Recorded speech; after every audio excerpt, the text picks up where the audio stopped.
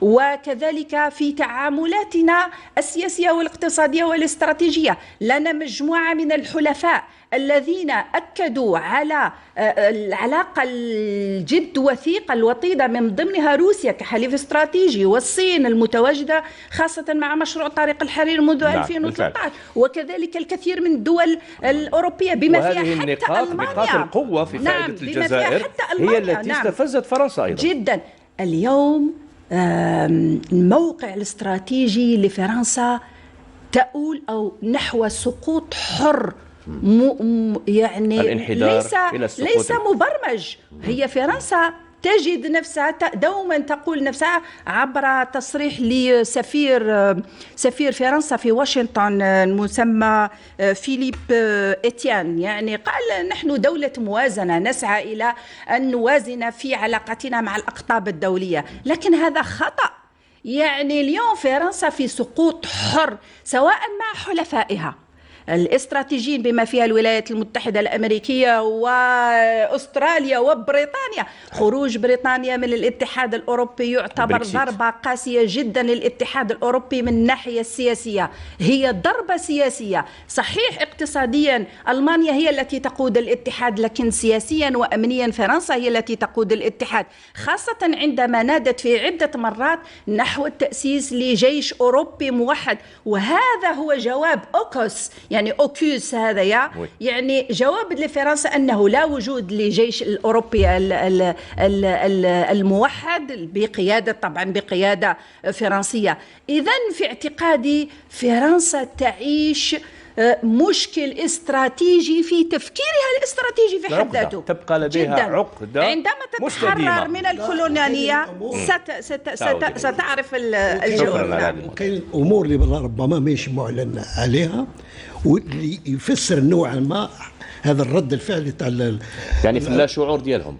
لا يعني dans leur subconscient. لا، لأن لازم نرجع أيضا العلاقات الاقتصادية الجزائرية. نعم. لأن فيه الكثير من العقود لم يعد إبرامها من جديد، لا سيما سياز في قضية تسيير المياه، وكذلك القضية نتاع تسيير المترو تاع الجزائر العاصمة. نعم. وبالتالي شافت نفسها أنها فقدت الكثير من المشاريع ومن يعني المصالح في هذا البلد، يعني والاستهداف نتاع القيادة الحالية تاع البلد، لأنها لم تعيد هذا إبرام هذا العقود من جديد، لأن القيادة القديمة يعني نقولها بكل صراحة أعطاهم الكثير من الامتيازات. إذن مع القيادة الجديدة هو تكلم يعني نوعا ما، قال باللي رئيس وإنه يستدير ما حبش يمس يعني الرئيس بطريقة مباشرة، قال بلي أنه سجين محيط سجين لأن فقط لأن في اختيارات شافوا يعني بكل صراحة الجزائر دولة لها سيادة وسيدة ولها حرية الاختيار لشركائها. سامحني، لما تم تقييم هذه العقود يعني داو الاموال حتى نشبعوا، ولكن ما فيش تحسين. اسكي غراف ولا سي صا.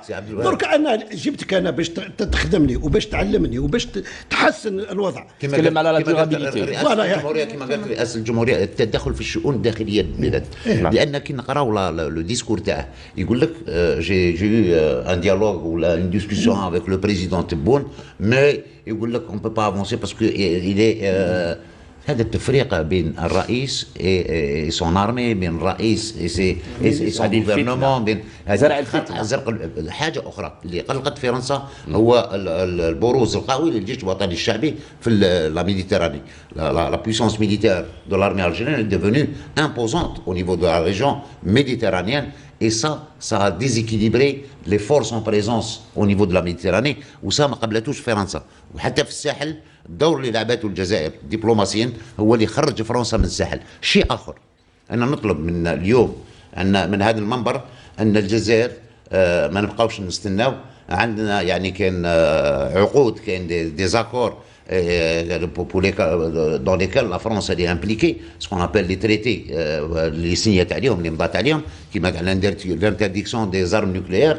Dans le traité d'interdiction des armes nucléaires, il est stipulé que le pays qui contamine une région par des essais ou par l'utilisation des armes, il est dans l'obligation دو ديكونتاميني داندمنيزي. دونك نروحوا لي تريبيونو أين باش هي فرنسا إلزامية بغينا نقرأوا لهم تلزم بزاف. فرنسا الالتزام بهذا قالها في حالة عدم التزام وهو الأمر الحاصل. وفي عدالة دولية نروحوا لها نمشوا لها حتى فرنسا بقرار يعني تاع عدالة انها ديكونتامين نو دون لي كارت دي زون كي ont été contaminés elle décontamine وتعوض الناس اللي مازالوا متضررين الى يومنا هذا والاجيال القادمه بعلم.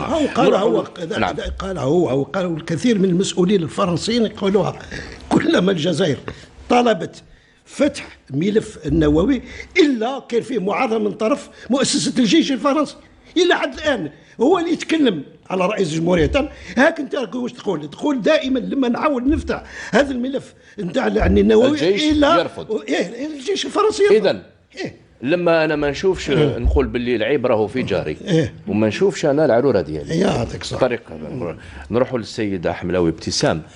تاريخ المقيت لفرنسا الاستدماريه، تلك المحرقات مثلا في ولاد رياح وما الى ذلك. اليوم فرنسا لماذا لا تفتح هذه الملفات من خلال بنجامين ستورا؟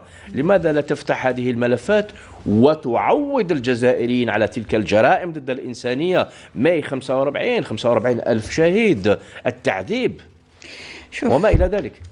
أكيد أنها فرنسا لا رايحة تعوضنا، لا رايحة تعترف بالجرائم تاعها، لأنها على بالها إذا اعترفت بالجرائم تاعها في الجزائر وإذا قامت بتعويض الجزائريين سينجر على ذلك أنها تعترف بجميع جرائمها في جميع مستعمراتها وتعويض جميع مستعمراتها، وبالتالي ستكون نهاية فرنسا كلية.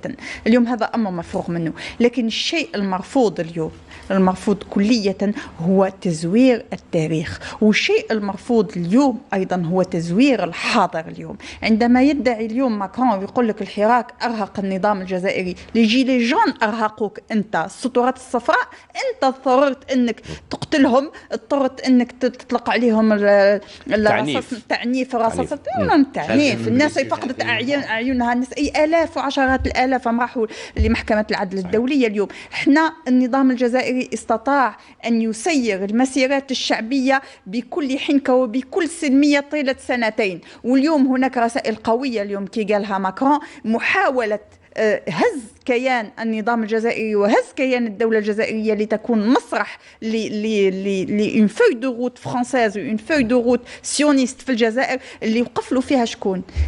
نحبه ولا نكرهه، الجيش الشعبي الوطني هو اللي وقف في 2019 وهو اللي ضمن سلميته، هو اللي حمى الشعب في الحراك في 2019 ويحمي سلامة التراب الوطني اليوم التي مهددة من قبل معروف الجار القريب المخزن المغربي وحليفه الصهيوني. نرجعوا اليوم نقولوا لماذا اليوم يقول ماكرون باللي راهو الرئيس، والمغالطة الكبيرة لأنه جاب لي ربي ما قراش الدستور ولا ما يعرفش يقرأ أصلا ولا ما عندوش مستشارين.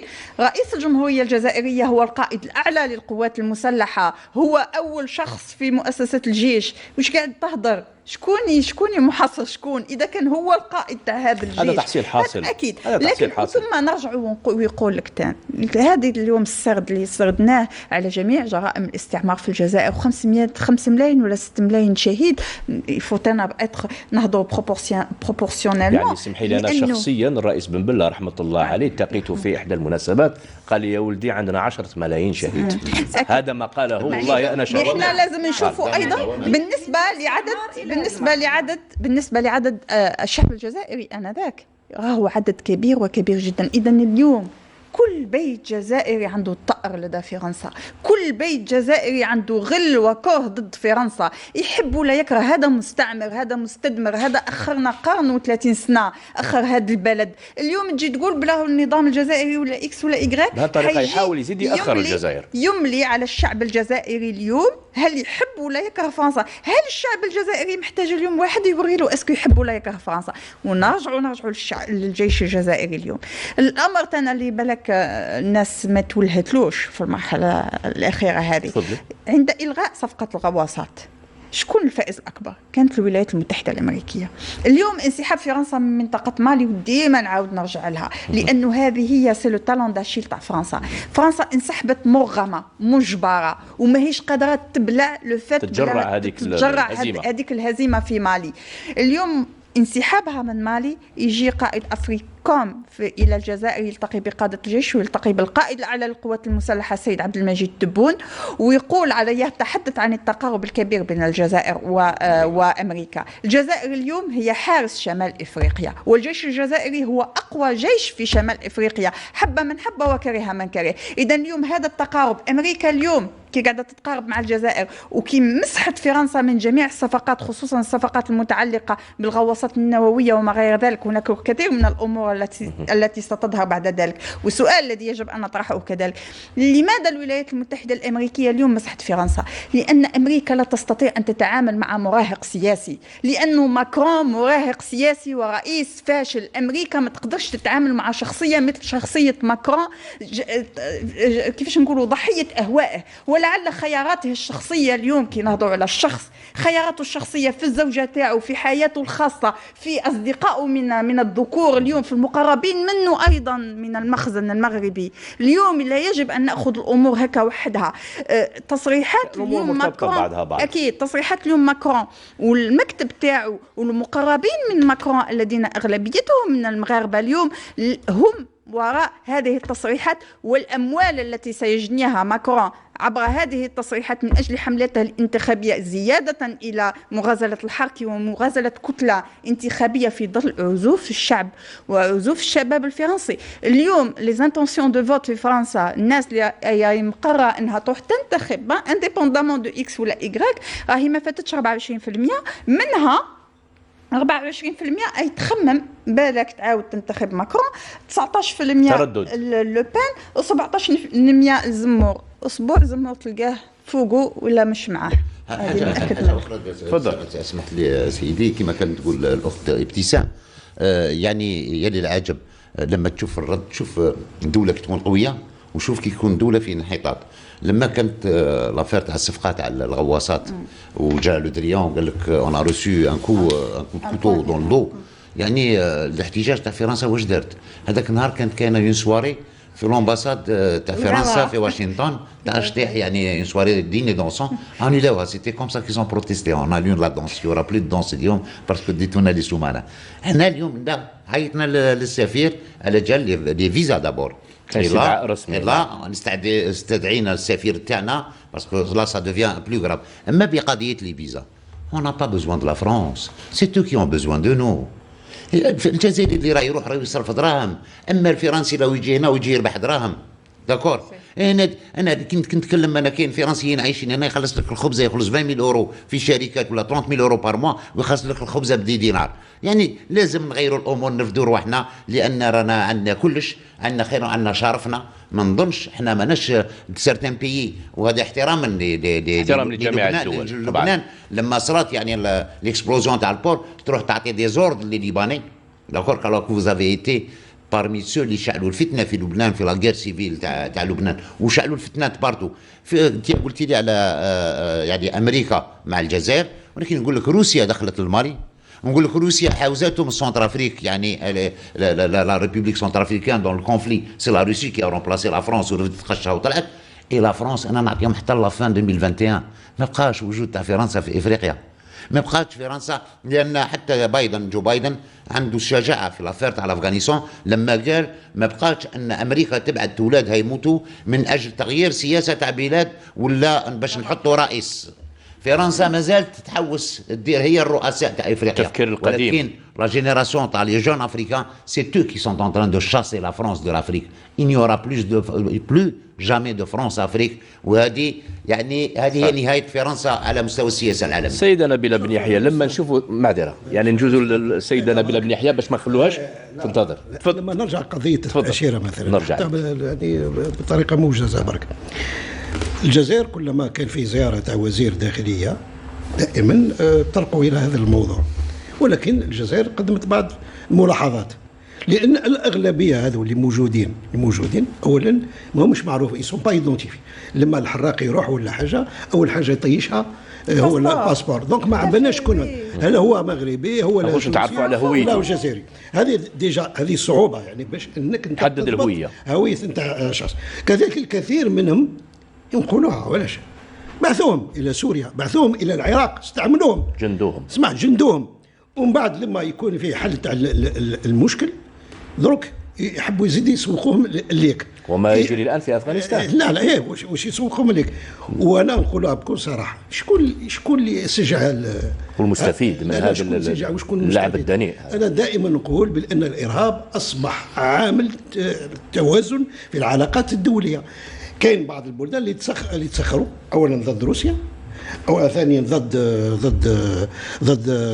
الصين، وكذلك هو وضع النفوذ نتاعها في هذه المناطق، وخدمة أيضا للكيان الصهيوني. كل هذه الاستراتيجية تلقى بالممول الأول يعني الإرهاب الدولي هو الغرب. يعني بكل صراحه. اذا كاين حراقه عاطينهم ميكرو باش يقطعوا في الجزائر ويديستابيليزيو. هذو فاني حراقه راهم عندهم. انت كي تجيني يا خويا، انا لازم نعرف انسان الهويه نتاعو تكون مضبوطه. انا مش نجي لي ندخل. انت خذيت مسؤوليه انك بعثته، خذيت مسؤوليه انك اويته، دونك دبر راسك. ما تجيش انا درك غدوه تقول لي نبعث لك افواج. لا خويا ما تبعثليش. حل مشكلك دبر راسك انت اللي قبل. اما بالنسبه لك نروحوا لمدام نبيله بن يحيى ونرجع لك. نروح لمدام نبيله بن يحيى ونرجع لك. حاجه برك الجزائر يعني حتى بهذه الدبلوماسيه ماناش محتاجين اننا ندافع يعني اكثر. نخلوا له الملايين تاع الجزائر اللي راهم في فرنسا هما اللي غدوه يحاسبوا على الكلام اللي قالوا على الجزائر. والانتخابات جايه، الانتخابات جايه يفا فريمون بايي لي بو كاسي. الستار سوف يرفع بعد الانتخابات تزيد تبان الحقيقه. السيده نبيله بن يحيى، كل هذه الاستفزازات وكل هذه المغالطات وكل هذه الألاعيب، الإرهاب أصبح يأخذ أوجه عديدة، عن طريق الحراقة، عن طريق الذين يتقنون اللغات، عن طريق الذين يتآمرون على بلدانهم لأغراض دنيئة وضيقة جدا للملاليم. يعني اليوم هذا استفزاز يعني نتيجة موقف جزائري على المستوى الإقليمي، موقف مستديم وثابت، أليس كذلك؟ صحيح. وأنا أقول لن أقول استفزازات، بل السقطات والعثرات التي تقوم بها فرنسا من خلال سياستها وسلوكها في سياستها الخارجية تجاه الجزائر، وليست لأول مرة، بل منذ استقلالنا 1960 إلى هذه المرحلة هنالك أجندات لصناعة الفوضى في الجزائر من خلال المخبر الفرنسي والصهيوني كذلك، وفي كثير من الأحيان بأيادي جزائرية وبعض القوى الإقليمية يعني أسميها المملكة المغربية. يعني في كثير من الأحيان هنالك من لا يرجح نظرية المؤامرة. صحيح يعني قيل ما قيل عن نظرية المؤامرة، لكنها أجندات موجودة بقوة في الساحة الإقليمية والداخلية وكذلك الدولية. استسمحك نعم. على كلمة المؤامرة، عبر التاريخ دائما هناك تلك المؤامرة. صحيح. هل نكذب التاريخ؟ نعم. اليوم الدبلوماسية الجزائرية تحرز تفوقات جدا. رمضان الأمامرة وزيرنا الخارجية نعم. قال قررنا قطع العلاقات ومنع الطيران المغربي التحليق في أجوائنا. لماذا؟ لأنه كان فيه معطيات استخباراتية واستراتيجية على نوع من عملية اختراق أمني بطريقة أو أخرى. إذن كان فيه هذا القول الفصل لقطع العلاقات الجزائرية المغربية، والجواب أكثر ليس فقط للمملكة وإنما للقوى الأجنبية الأخرى نعرفها جميعا. نعم.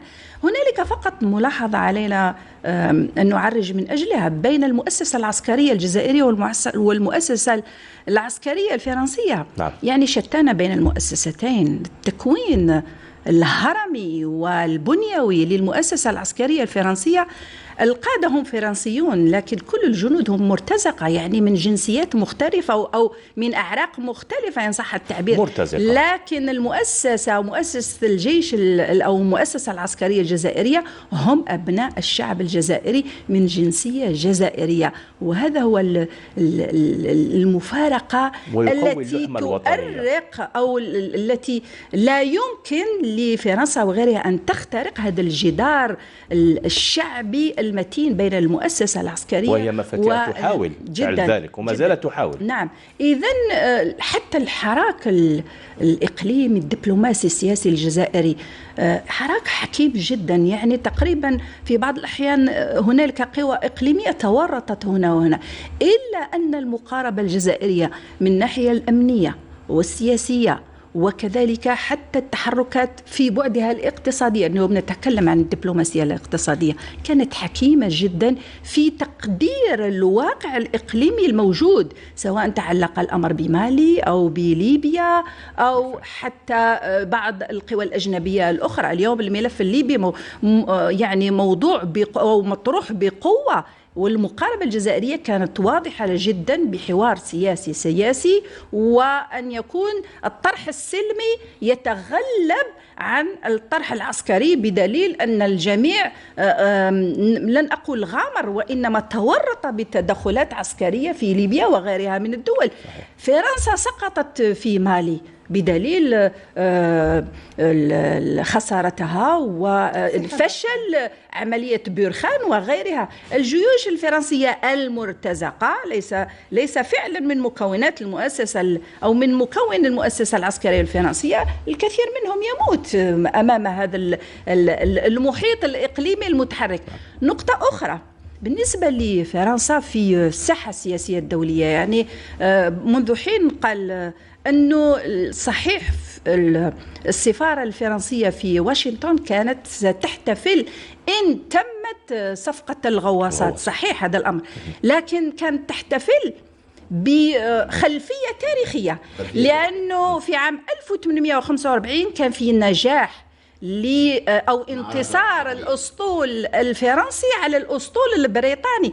إذا نوع من الخلاف السياسي. انظر، هم يوظفون التاريخ، هم ينتقمون بطريقة أو بأخرى، لهم قراءة للتاريخ، وهذا هو المطلوب، ولا ينسوا التاريخ، ولا ينسوا. هذا هو المطلوب من الجزائريين اليوم، أن يعرفوا كل صغيرة وكبيرة عن تاريخهم. فكانت صفعة وليس صفقة الغواصات التي خسرت فرنسا حسب ما قيل إعلاميا ما يقارب 40 مليار أورو، أو منهم من يقول حتى 90 مليار. يعني الأرقام متضاربة، الأرقام متضاربة، لكن الخسارة كبيرة جدا.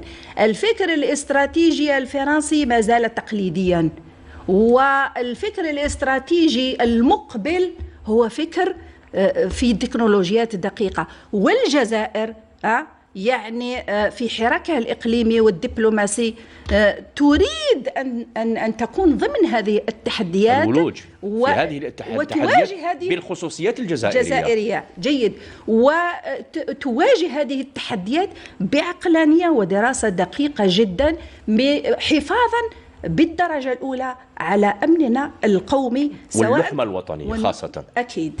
شوفوا أستاذ، لما نتكلم احنا المؤامرة مش يعني من باب الخيال، مش من باب الخيال، ولكن من باب العلم، من باب التحليل، لأن هذه الدول الكبيرة هذه مقسمة العالم.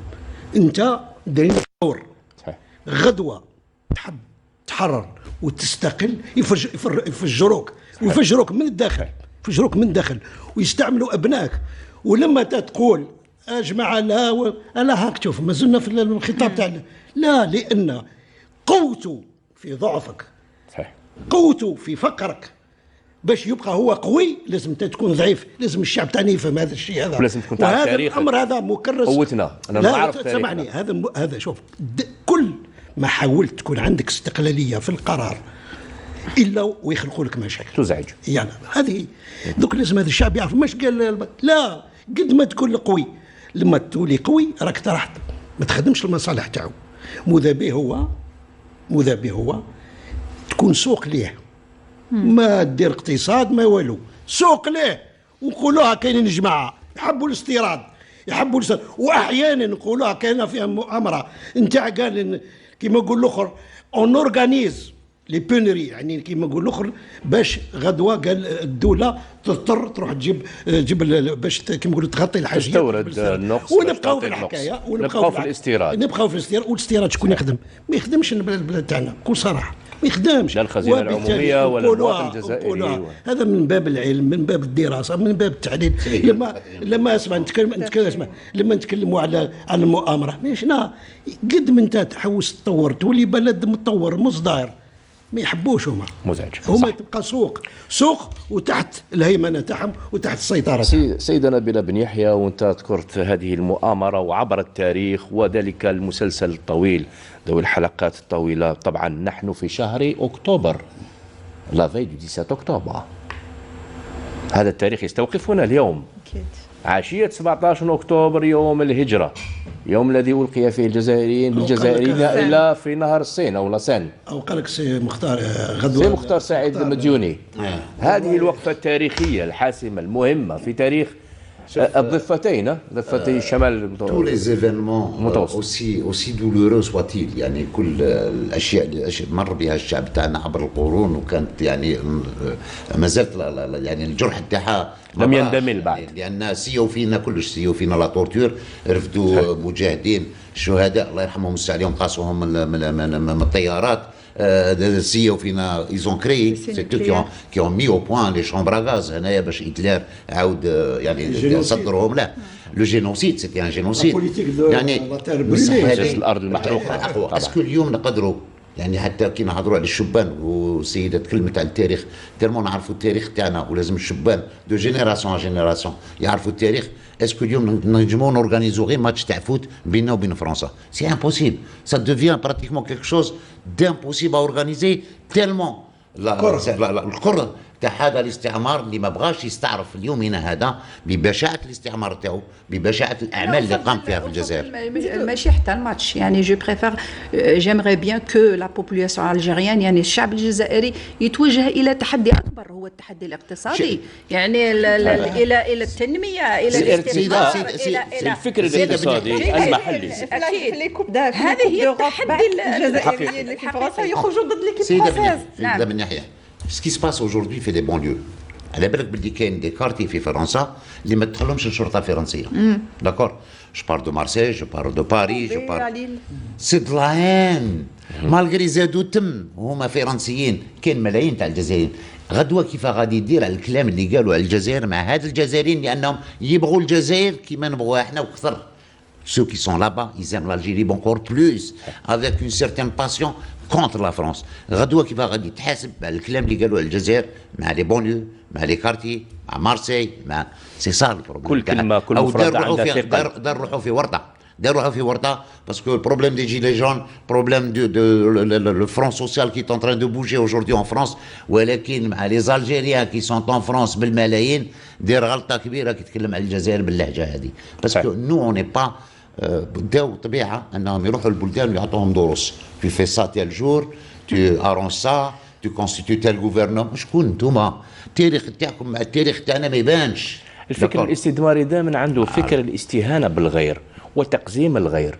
لما قلت في مؤتمر تونس 1912 nous ont classé vertébrés inférieurs، يعني حطونا كأننا فقريات دنيا، كأننا مثل القردة والديناصور وما إلى ذلك.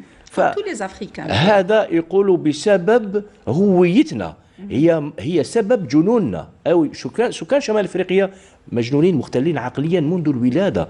هذا التفكير الكولونيالي العسكري الطبيب النفسي العنصري الذي جعل الجزائر يعني سوزوم انترمنشن، يعني مواطن من الدرجة الثانية أو الثالثة. يعني اليوم الدولة الجزائرية في بيان رئاسة الجمهورية اللي سبق وأن تم الاطلاع عليه في نشرة الثامنة وفي الموجز الإخباري قبل الشروع في هذه الحصة، يرفض رفضا قاطعا التدخل في الشؤون الداخلية للجزائر، البلد السيد والبلد المسؤول عن قراراته.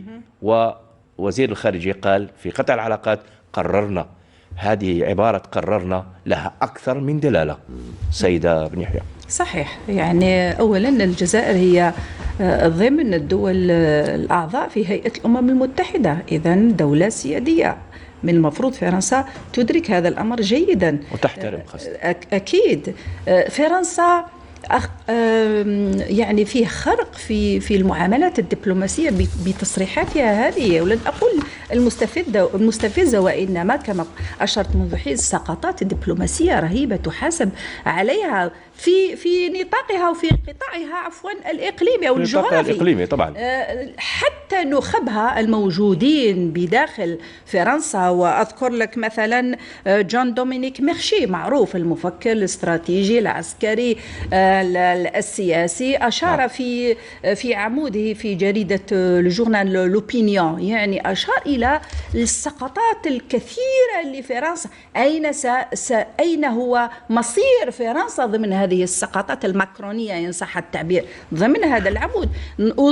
مثلا كذلك برنار بادي معروف المفكر الفرنسي في حقل العلاقات الدولية يشير إلى أن فرنسا التي كانت تنتمي إلى أو مع القوى الدولية العظمى اليوم هي في سقوط حر إقليميا ودوليا ومع مستعمراتها في أفريقيا وغيرها.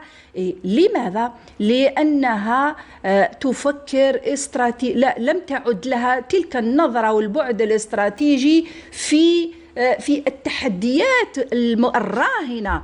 هنالك دول يعني يسمون الصين بالدول الصاعدة. الصين اليوم أصبحت ضمن القوى الفاعلة في حق السياسات الدولية، لكن الدول الصاعدة هي اليوم في إفريقيا من ضمنها الجزائر. هناك تحديات على المستوى الداخلي. طبعا تقوية الجبهة الداخلية ضرورية جدا. كيف يتم تقوية هذه الجبهة الداخلية؟ ليس فقط بكلام، وهذا هو المراد. نعم، وإنما الجبهة أكيد الجبهة الداخلية هو الاقتصادية، التنمية، هي البنية التحتية، الوعي المواطناتي جدا، الوعي المواطناتي المقرون بالعمل الميداني. هذا هو صحيح. هذه التقوية للجبهة الداخلية. وفرنسا لها نوع من لن أقول الغباء السياسي حتى نكون أكثر رقى وأكثر، وإنما من يقدم لها المعلومة سواء من مخبرين متعاونين من الجزائريين بين قوسين، يعني أقول سواء من الداخل أو من الخارج، هم خونة، نحن نسميهم بالخونة. وكذلك اليوم تحاول إعادة ما يسمى أو ما نسميه نحن بالحركة في صياغة أجندة أخرى. طبعا فرنسا مقبلة في أفريل لانتخابات رئاسية، وماكرون بحزبه الجمهورية إلى الأمام ولو أنه سميها جمهورية إلى الخلف يتراجع بقوة إلى الانحدار. هذا الحزب الذي تكون في 2016 فجأة ليوجد لنا رئيس أو يوجد لفرنسا رئيس شاب، وهذا غريب جدا بالنسبة للتكوين السياسي للنخبة السياسية في فرنسا. هنالك نخب وهنالك عرف سياسي موجود في فرنسا. جاء هذا الرئيس لا يمين لا يسار لا غيره وجمع.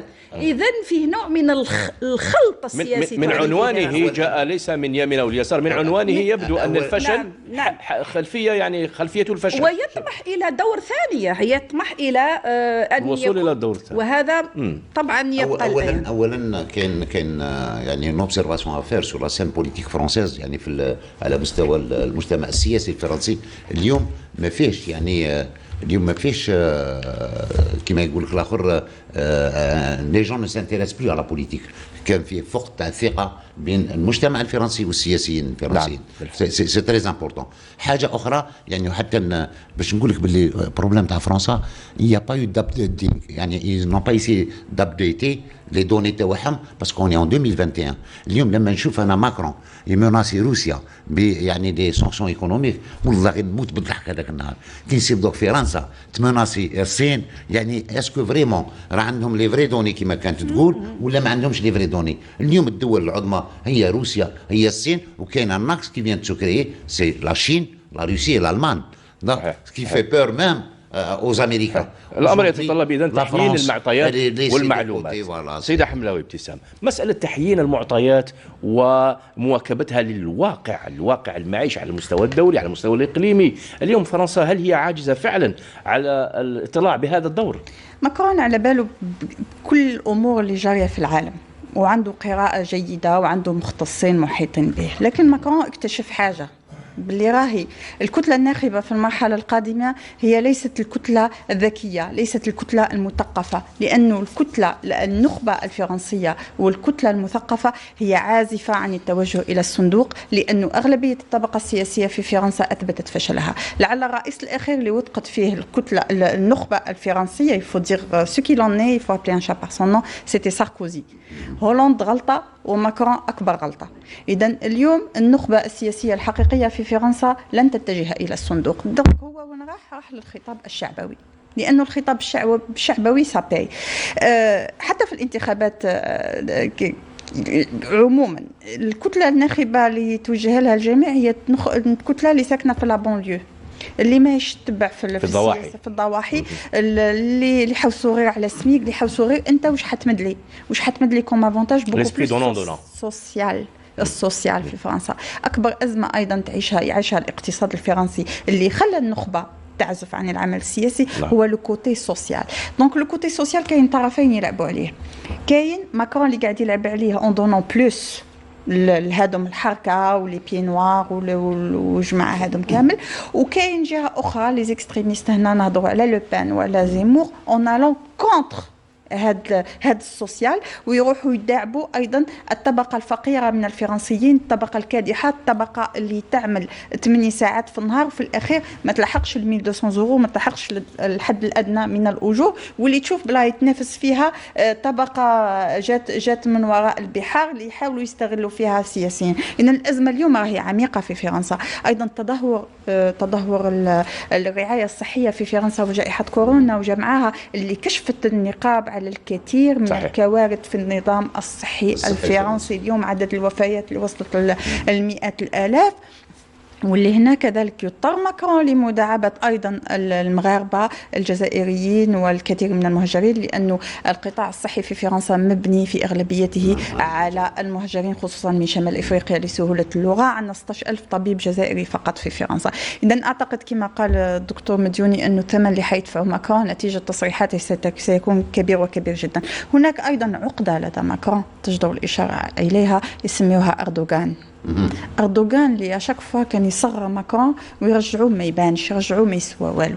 إذن حب يضرب ماكرون بالجزائر، حب يضرب أردوغان بالجزائر، راح للاستعمار التركي والتاريخ هو ما فاهم في جدها والو. التصريحات الأخيرة التصريح هذا الأخير بعد جبد لنا الاستعمار التركي. إذن ماكرون عنده أزمة نفسية، أعتقد أنه يجب أنه يروح يشوف أصلا طبيب نفسي أولا، لأنه الضربات اللي تلقاها كبيرة جدا، أنه يصفعك جان وأنت رايح تسلم عليه ويعطيك صفعة انه الناس ما وي انا اللي قبلها نفكر غير تاع بوش كي ضربوا الصحفي العراقي تبقى للتاريخ ضربوا بحذاء، وراها تجي صفعه ماكرون من طرف ذلك الشاب ريسامون. لكن هذاك اجنبي عراقي، لكن هذاك من صلب المجتمع الفرنسي. انا نهضرك في درجه الاهانه، ومن بعد تجيك ضربه تاع البيض، تجيك الصفعه تاع الولايات المتحده الامريكيه. اذا اليوم ماكرون يعاني الى درجه كبيره وكبيره جدا، واعتقد انه التصريحات تاعو الاخيره هي فعلا غير مدروسه، واعتقد انه حيزيد يتلقى صفعه كبيره في الانتخابات.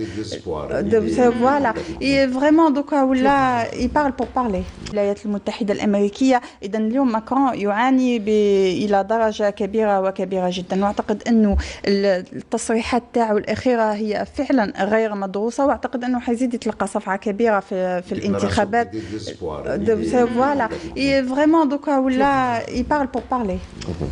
كلمه اخيره وصلنا تقريبا لنهايه الحصه تاع الديسكور بوليتيك اون فرنسا، يعني المستوى يعني الدنيء نتاع الخطاب. لما تروح المانيا مثلا ما يهموش واش تكون مين جيت، يهمه واش قادر تقدم المجتمع الالماني. صحيح. ما يهموش تندمج ولا ما تندمج. مثلا في المانيا تلقى احياء كبرى تاع كبيره تاع كيما نقولوا الاتراك حافظين على الطقوس نتاعهم، عايشين كما يحبوا هما، ما عاملهمش بيك تلبس ولا ما تلبسش، فقط واش تقدم المجتمع والالتزام بقوانين الجمهوريه، قوانين البلد والاحترام. نفس الاشياء تشوفها مثلا في بريطانيا واش قادر تقدم. صحيح. ما يهموش اللون نتاعك. في فرنسا لازم تندمج بالسيف، لازم تندمج بالسيف. علاه نندمج خويا؟ المهم انا راني قادر نحافظ على هويتي ونخدمك. درك مثلا 16,000 جزائري طبيب يقدموا كما يقولوا خدمات جليله يعني المجتمع الفرنسي. كذلك اول كاس اللي ربحته فرنسا في تاريخها بفضل الجزائري. 98 بفضل الجزائر هو زيدان. اذا هذا السيد هذا يا اخي المهم راهو قدم خدمه او يعتبر روحه فرنسي ويقدم لك خدمه، وعلاش انت تحوس على الاصول نتاعو ولا يندمج ولا ما يندمج؟ واش المشكل؟ نوع من النكران، يعني نكران الجميل فيه لا باسكو علاش دائما في هذيك الخلفيه التاريخيه دائما نقول لك، قلت لك متخلف الاستعمار الفرنسي منذ كما نقول الاخر قديم الزمن، يعني متخلف، نقولها بصراحه. L'esprit colonial français refuse l'acceptation de l'autre. n'a pas l'acceptation de l'autre. الغير هو عدوي، هو مغاير مختلف، قد نختلف والاختلاف رحمه، ولكن ليس بعدوي. سيد مديوني كلمه اخيره. نظن في الاخير نقول باللي برك جوست باللي ايمانويل ماكرون ايماتور بوليتيكمون، يعني مازال ما نضجش، مانيش عارف كيف هذيك بالعربيه، النضج السياسي تاعو ما عندوش، بالك لازم يزيد يقعد يقارع يتربى شويه من على 10 سنين، لان ما نتكلمش مع دوله لان عندنا تاريخ صعيب بيناتنا باللهجه هذه. ثانيا ان سو موند كي بوج اي كي شونج qui n'est pas le monde avant Covid. فيه أوراق أخرى elle va être distribuée, les alliances vont changer. C'est pour ça السيد العمامرة في يعني الديسكور تاعو تاع l'Assemblée générale de l'ONU تكلم على العمل تاع الجزائر الدبلوماسية الجزائرية من أجل تغيير يعني le fonctionnement des Nations Unies وحده et du Conseil de sécurité، لأن فيما يخص القوى الحالية والحقيقية على مستوى العالم، هل ترى فرنسا يكون عندها مكان في الكونسيل دو سيكوريتي؟ صح. نشوف السيدة نبيلة بن يحيى كلمة أخيرة في خضم كل ما قلناه وكل ما قيل وصرح به. يعني أنا أعتقد أن النظام السياسي الفرنسي يعيش أزمة بنيوية خطيرة جدا، خاصة أن الخطاب ولو أن الإيديولوجية أصبحت لم تعد مثل ما كانت في الماضي، لكن الخطاب الإيديولوجي ما زال موجود في فرنسا، خطابات عنصرية خاصة تجاه الجالية المسلمة في فرنسا، صعود اليمين المتطرف، وهذا خطير جدا. هنالك حتى الكثير من صبر آراء تشير إلى هذه الأزمة التي أشرت إليها البنيوية بالأرقام. أقول لك أنه 82% من الفرنسيين قلقون عن الدين العام الذي تعاني منه فرنسا المتراكم، و58% من الفرنسيون قلقون بتدهور وضعيتهم الاجتماعية، و38% من الفرنسيين خائفون أو قلقون من فقدان وظائفهم. إذن على فرنسا في خلال خطاباتها السياسية أن تتحرى الحذر داخل قوقعتها السياسية التي هي في انحدار وسقوط حر. أما فنحن في مرحلة بناء والمدركين للتحديات التي تواجهها الجزائر إقليميا وكذلك دوليا. شكرا. سيدة حملاوي ابتسام، خاتمتها مسك مع الدكتور. أعتقد أنه رسالة تاعي ستكون للداخل ليس للخارج، لأنه فرنسا عدو الأمس وعدو اليوم، ستكون دائما عدو الغد. اليوم رسالة للجزائريين، رانا في حروب شرسة تعيشها الجزائر اليوم. الكيان الصهيوني راهو على الحدود تاعنا، المغرب هي بلد نظام المخزن، هو بلد خائن يصدر لنا الحشيش، صدر لنا الإرهاب ومازال يصدر لنا الإرهابيين. اليوم حروب الجيل الرابع اليوم راهي تحاول أنها تجعل من الجزائر ليبيا ثانية وسوريا ثانية وعراق ثاني. هاي لك الرسالة الحقيقية اليوم على الشباب الجزائري، على المواطنين الجزائريين أن يعوا التحديات. كل هذه التصريحات وكل هذه الاستفزازات هي جزء من مخطط كبير يهدف إلى تحطيم الجزائر.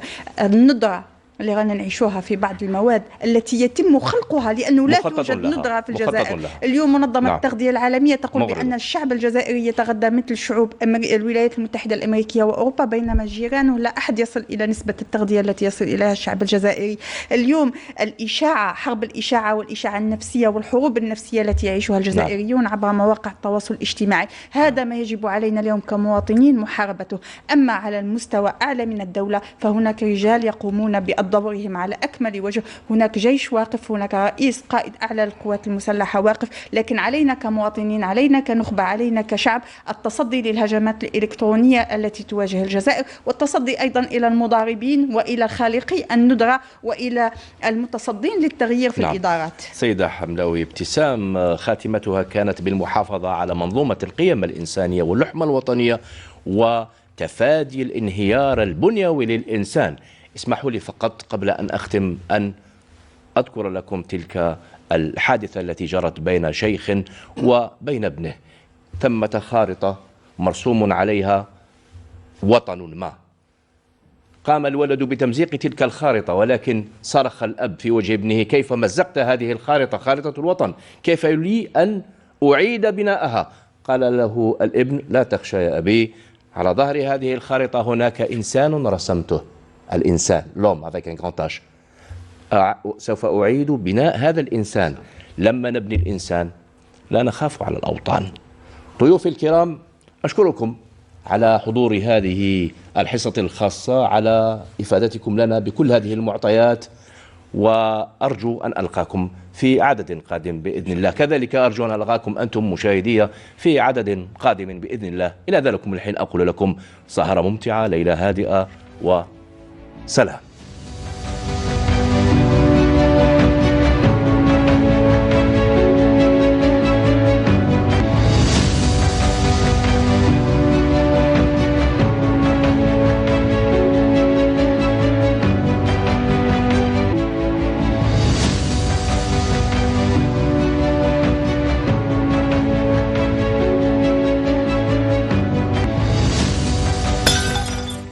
ومن العمق الفرنسي استنكار واسع من أبناء جاليتنا الوطنية لتصريحات الرئيس الفرنسي.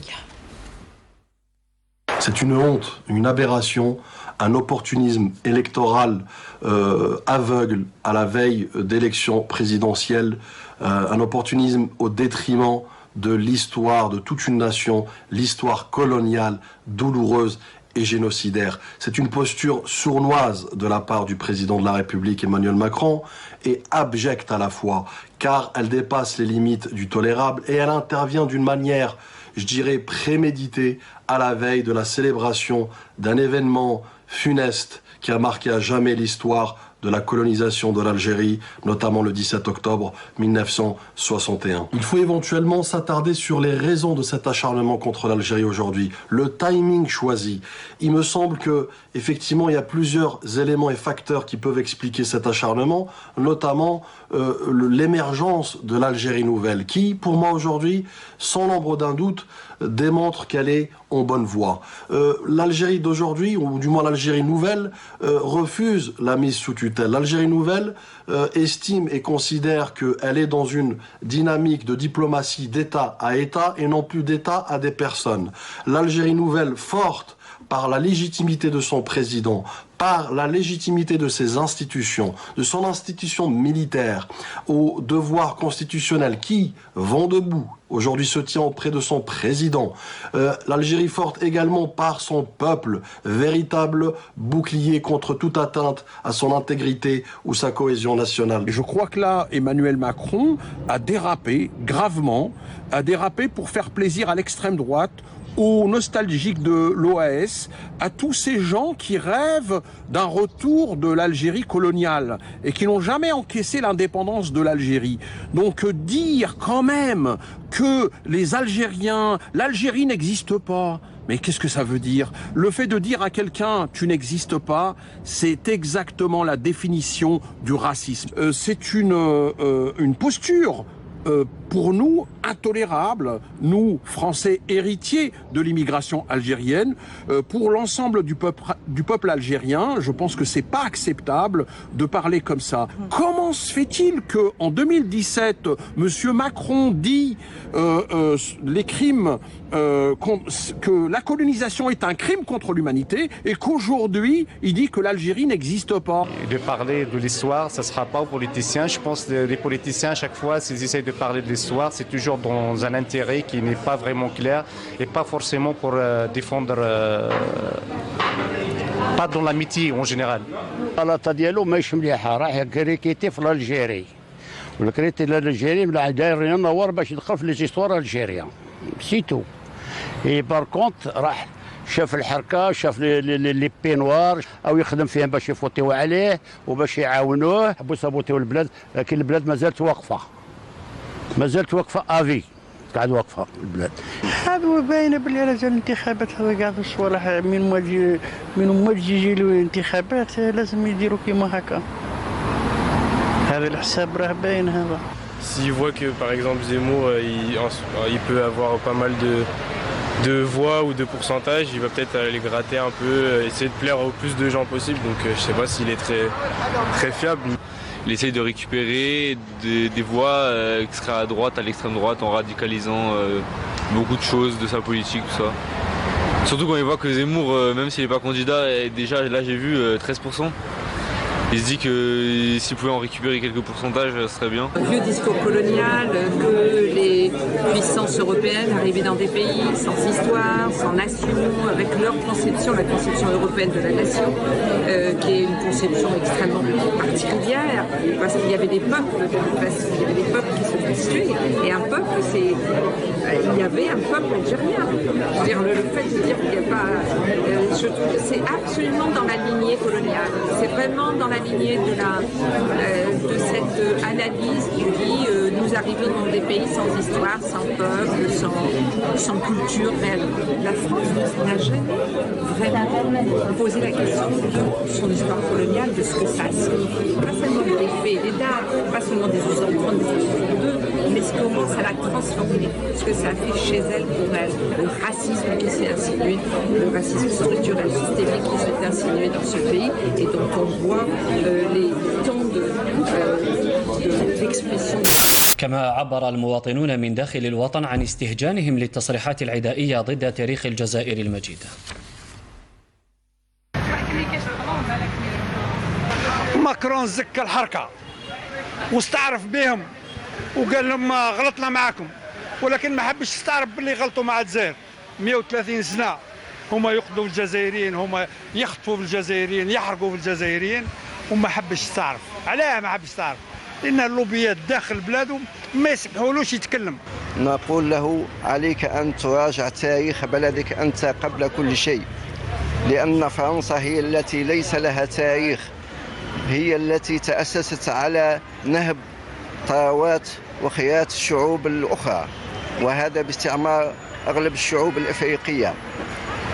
والشعب الجزائري تاريخه يمتد في أعماق التاريخ، ولا ننتظر رد من الرئيس الفرنسي الذي عليه أن يعرف بأن الجزائريين كلهم يد واحدة ولن يقبلوا بهذا التصريح الذي جاء به.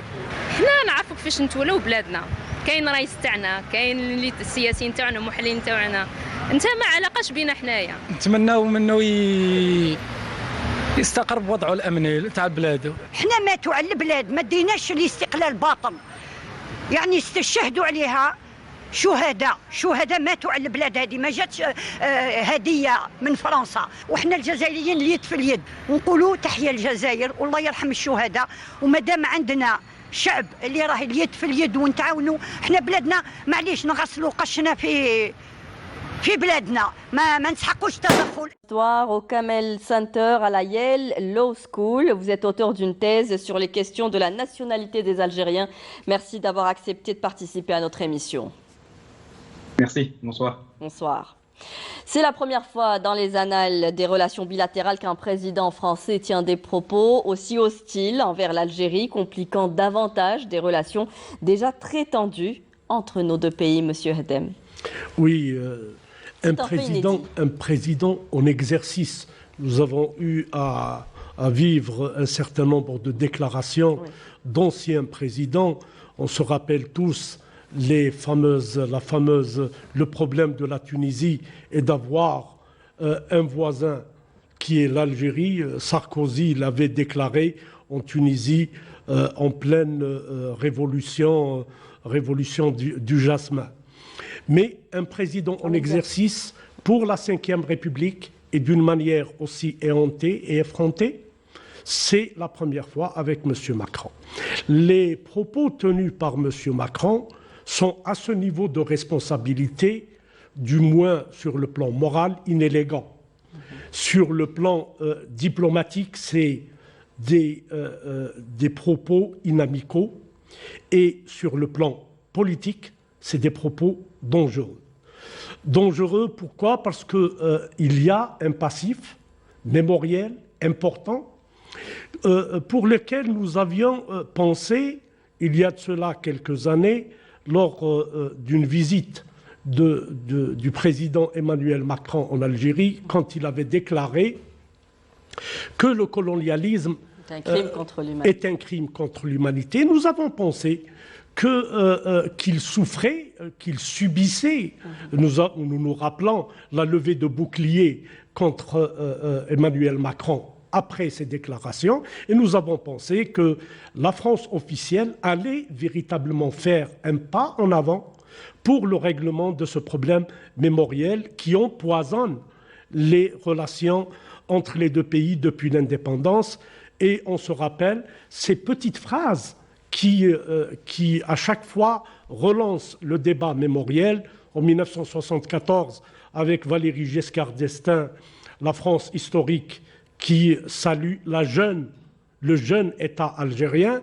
Et puis on se rappelle d'autres déclarations, comme ça a été le cas avec François Mitterrand, qui a tenté de faire de l'ingérence après l'arrêt du processus électoral, et Sarkozy idem. Mais c'est la première fois que des propos gravissimes portant sur l'existence même de la nation algérienne, ou des mots très forts comme la haine envers la France, la haine envers la langue française, envers la culture française, et une ingérence directe qui remet en cause le fonctionnement des institutions dans notre pays. Et la réponse a été à la hauteur de l'agression. Il faut dire que Alger n'a pas été dans l'escalade, que la réponse a été graduée. Quand vous lisez le communiqué de la présidence de la République, vous trouvez une phrase qui est très claire, qui dit « les propos non démentis ». Oui. Cela veut dire que dans les coulisses, il y a eu des démarches entre le Mouradia et l'Élysée, probablement pour dire que est-ce que c'est ce qui a été rapporté par le journal Le Monde et puis après par les réseaux sociaux et beaucoup de quotidiens français est vrai. Il n'y a pas eu de démenti. Cela a été aggravé aussi par les déclarations du ministre de l'Intérieur, Gérald Darmanin, qui, contre toutes les us et les coutumes et les traditions dans les relations diplomatiques entre États, a fait, je pense qu'on peut l'appeler ainsi, a fait du chantage. Si l'Algérie et le Maroc et la Tunisie, mais plus précisément l'Algérie, venaient à céder, parce que c'est ce qu'il disait, nous allons revoir cette décision relative à la réduction du nombre de visas. Je pense que tous ces points, nous allons les aborder le long de cette émission. Je vais donner la parole à M. Zitouni. Monsieur Zitouni, quelle lecture faites-vous de cette escalade, de ces derniers propos? Beaucoup l'expliquent par de l'opportunisme politique, mais est-ce que l'on peut tenir ce genre de propos en étant un président en exercice? Alors, moi, je laisserai les tenants de la thèse de l'opportunisme politique et de l'approche de la présidentielle leurs explications parce qu'elles ne me semblent pas très pertinentes. Ce qui me semble beaucoup plus pertinent, c'est une instrumentalisation des questions mémorielles pour tenter de freiner une réorientation de l'État profond algérien, de la superstructure algérienne, suite au mouvement social de février 2019, vers une autonomisation de ces souverainetés. Et je crois que c'est dans ce débat global qu'il faut comprendre les remarques d'Emmanuel Macron qui sont marquées par, je dirais, une certaine fébrilité. Pourquoi ?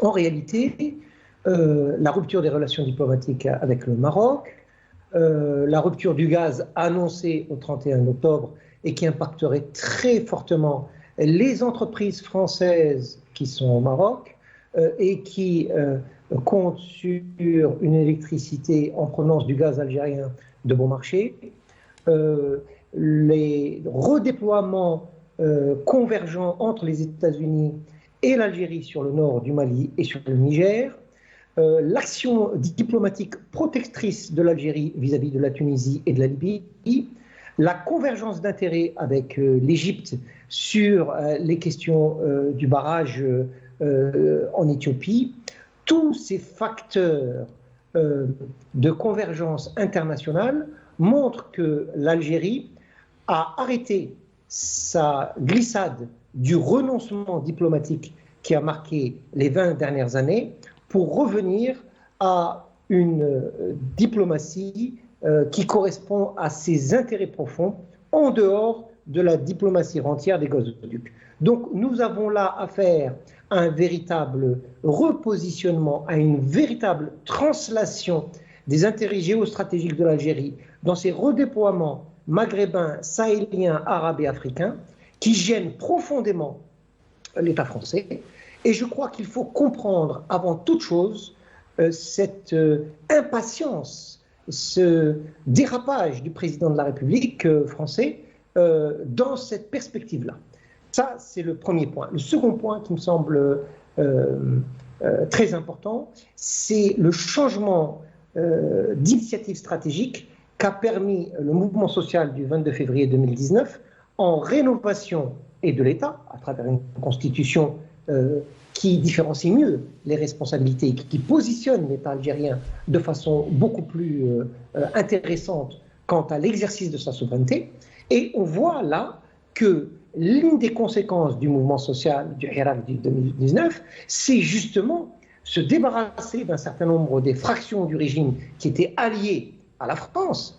Nous n'avons pas entendu ce type de déclaration pendant 20 ans de régime de Bouteflika, bien au contraire. Rappelez-vous, en mars 2019, le président Macron demandait à partir de Djibouti une prolongation du mandat de Bouteflika pour une période transitoire. Et voilà ce même président qui, à l'époque, voulait du Bouteflika bis, nous dit aujourd'hui que le Hirak gênerait les autorités. On se demande sur quel pied il danse. En tout cas, ce qui est certain, c'est que c'est le pied de l'opportunisme. Mais ce qui est fondamental et qui est, à mon avis, une tendance structurelle maintenant, c'est que le mouvement social de 2019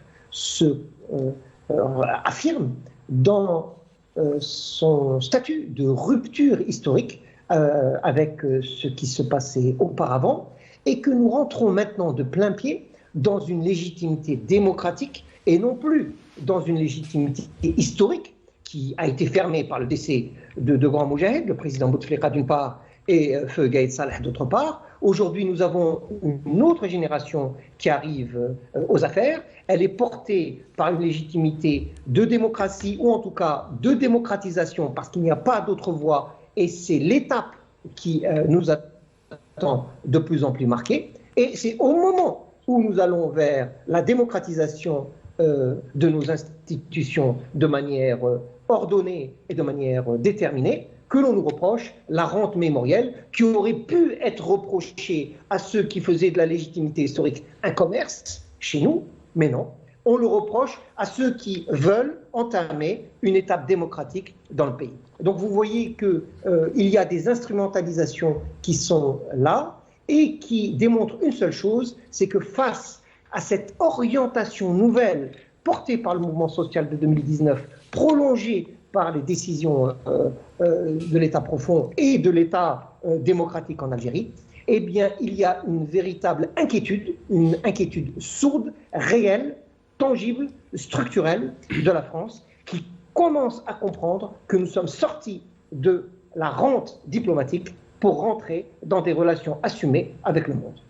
Merci à M. Zitouni. On a une vision plus large sur cette crise diplomatique entre la France et l'Algérie. Monsieur Amara, aujourd'hui, quelle est votre lecture de ce qui s'est passé actuellement? Les propos d'Emmanuel Macron ont été forts, violents, hostiles envers nos institutions, mais aussi envers notre mémoire. Il remet complètement en cause l'existence d'une nation avant la colonisation française. Que lui répondre aujourd'hui? Bonsoir. Disons que je suis surpris par l'effet de surprise suscité par le discours du président Emmanuel Macron. Parce que, comme l'ont rappelé nos deux collègues, ce n'est pas quelque chose de nouveau. On sait très bien qu'à différentes échéances électorales, le sujet de la mémoire de la colonisation revient sur le tapis en France pour des enjeux électoralistes. Mais moi, je considère, sans nier ce côté opportuniste, qu'il faudrait peut-être raccrocher ce discours-là à une véritable manière de penser encore la perte de l'Algérie française pour un certain secteur d'opinion en France. Les nostalgiques de l'Algérie française, oui.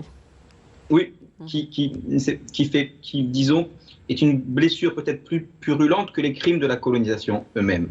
Ce que je veux dire par là, c'est que si on reprend le discours du président français, Emmanuel Macron, il n'y a rien de nouveau, si je peux dire. C'est-à-dire que ce sont des thèmes qui réactualisent, qui servaient notamment à justifier et la colonisation et au moment de l'indépendance, de notre indépendance, qui était réactualisé par des historiens qui vivaient cette perte de l'Algérie comme une blessure narcissique, ce qui peut s'entendre. Mais si on reprend les différents thèmes qui ont été mobilisés, le premier thème, c'est celui d'un système qui jouerait contre, d'un système politique, s'entend, qui jouerait contre une population algérienne. C'était un des arguments, sans dresser de continuité absolue entre ces deux moments, mais c'était un des arguments qui rejouait la dialectique du turc contre l'indigène, et que la France serait venue en Algérie notamment pour sauver l'indigène du turc. Donc on a cette forme de réactualisation-là d'un État français qui agirait plus pour la société algérienne que pour le système politique qui la rendrait prisonnière. Alors là, on peut déjà relever un des paradoxes dans les discours français. On ne peut pas d'un côté féliciter l'élection du président Abdelmadjid Tebboune comme étant une élection démocratique, et d'un autre côté dire qu'il est finalement prisonnier ou le fait d'un système. Donc là, il y a une sorte de contradiction apparente dans le discours français, mais laissons soin au président Emmanuel Macron de préciser sa pensée. Le deuxième point sur la question de la nation algérienne. On doit discuter de cette question-là. Ce n'est pas une question taboue, de la même manière qu'on peut le faire lorsqu'on parle de la nation italienne, de la nation française ou allemande. D'ailleurs, à ce même moment de l'histoire qui est le 19e siècle, un moment de formation. Le souci, c'est que dans le discours présidentiel français, cette question de l'existence ou non de la nation est mobilisée comme pour discréditer une demande de justice qui serait légitime de la part de personnes algériennes ayant subi ou alors ayant été les enfants de personnes qui ont subi les crimes coloniaux. Et c'est cette approche-là qui vise notamment à créer une fausse équivalence, de mon point de vue, entre le précédent ottoman et la colonisation française. Ça cherche un peu, si vous voulez, à obtenir une sorte de décharge française sur les crimes coloniaux en disant écoutez, on n'est pas les seuls à avoir colonisé l'Algérie. Il y a eu un précédent ottoman, et donc comme tout le monde est un peu colonisateur, la faute est un peu diluée dans une séquence historique beaucoup plus longue, et qui en réalité ne tient pas la route pour deux points très rapidement. Le précédent, ce qu'on appelle le précédent ottoman, d'ailleurs le précédent ottoman lui-même pose problème, n'est pas le résultat d'un fait de conquête. Et on est au XVIe siècle dans un moment de l'histoire où le monde n'est pas configuré sous forme d'État-nation, avec une dimension impériale beaucoup plus importante, et qui finalement me font dire qu'il n'y a pas d'identité de situation entre cette forme d'impérialisme, qu'on peut appeler aussi comme cela, et l'impérialisme qui viendra bien après, notamment au XIXe siècle.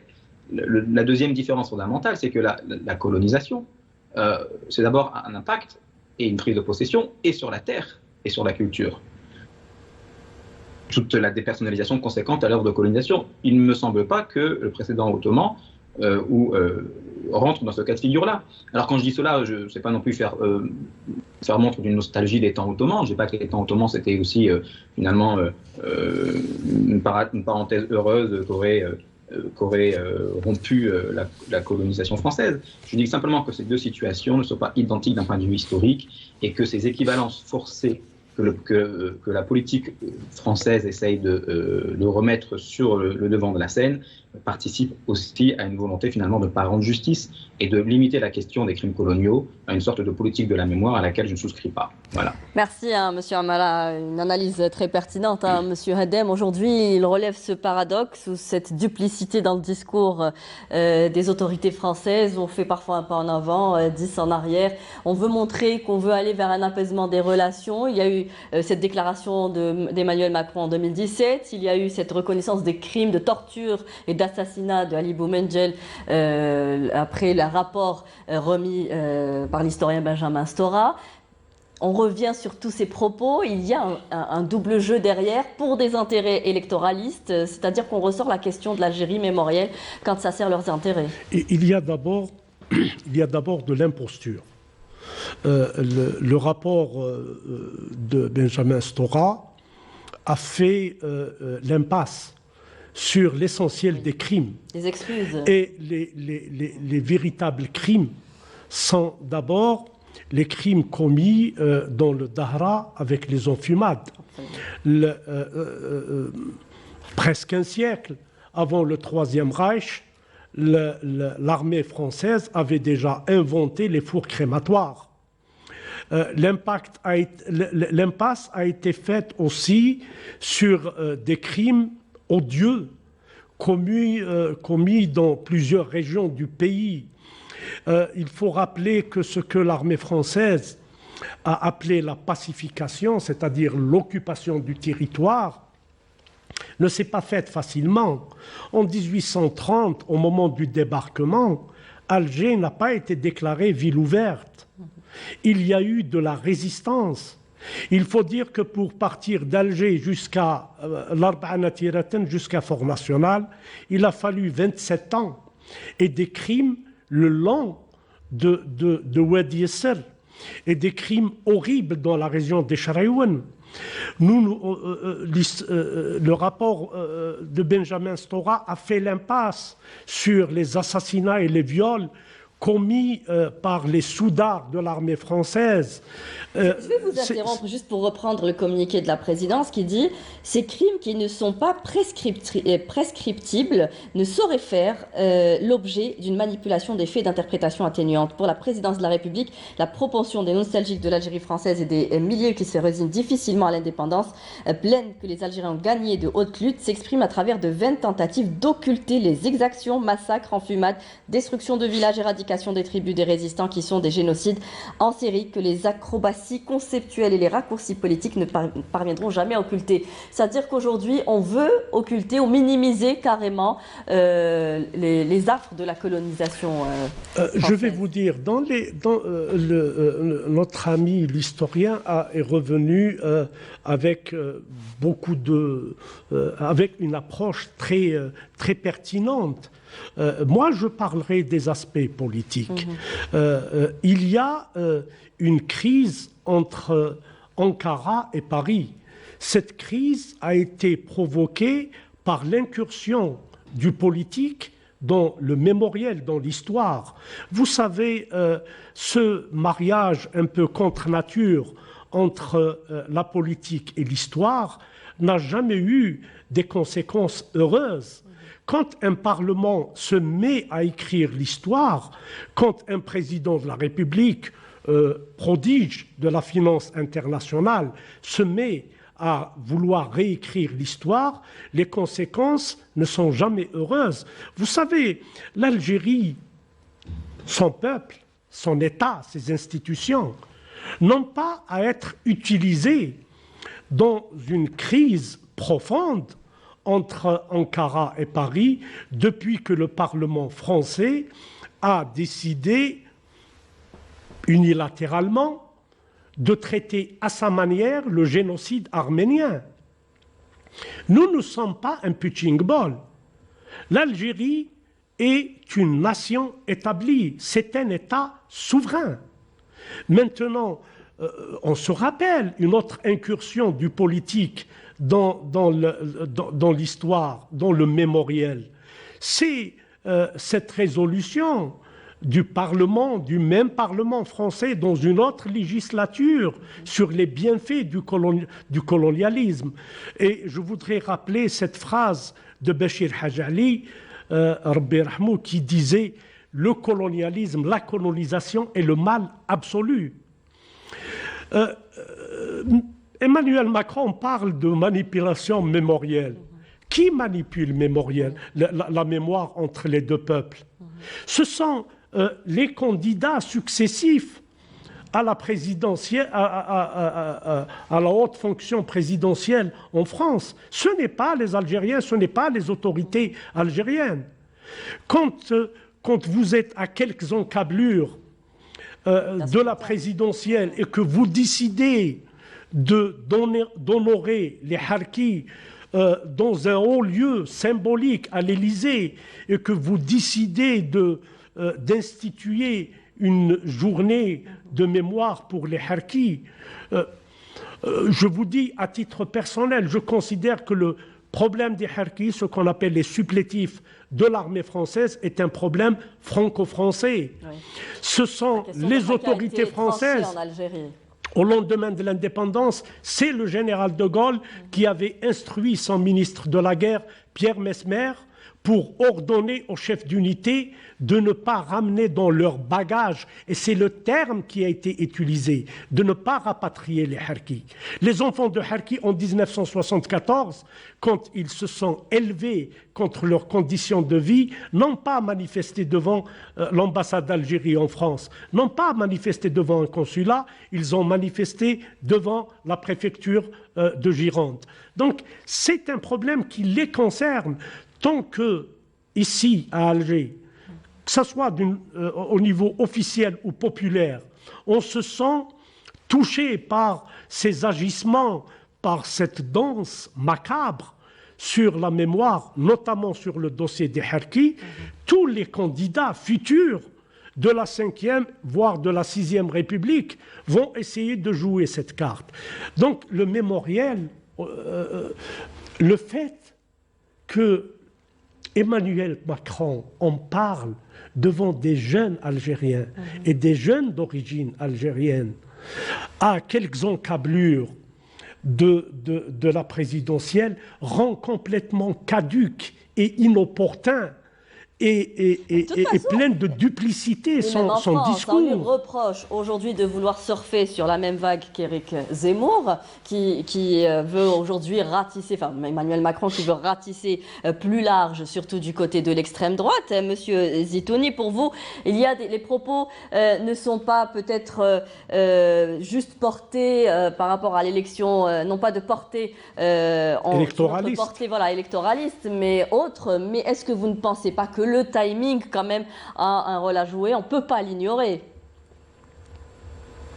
Non, bien entendu, les arrière-pensées électoralistes sont là. Mais je pense que le timing n'est pas déterminé par le calendrier électoral. Il est déterminé par la visite du ministre espagnol des Affaires étrangères à Alger, qui a reçu confirmation de la part des autorités algériennes que notre gaz se vendrait directement aux Espagnols en ne passant plus par le territoire marocain. C'est de mon point de vue ce qui déclenche le côté irascible de la déclaration d'Emmanuel Macron. Il y a donc là des enjeux internationaux importants, il y a d'autres enjeux qui dépassent très largement la petite cuisine électorale. Mais sur la question mémorielle, je pense que nous avons tort. Nous avons tort de vouloir en faire un sujet de discussion. La preuve, ça ne marche pas. La question mémorielle ne peut pas être traitée dans un cadre bilatéral. Ceux qui pensent qu'on peut traiter les questions mémorielles dans un cadre bilatéral se trompent. La preuve par 9 nous a été donnée par le président Macron. Il faut donc traiter les questions mémorielles chacun de son côté, pour ceux qu'elles sont de chaque côté. Nous ne pouvons pas avoir la même histoire. Je veux dire une chose très clairement. L'histoire est écrite par les vainqueurs. Et les vainqueurs dans la décolonisation de l'Afrique, c'est la République algérienne démocratique et populaire.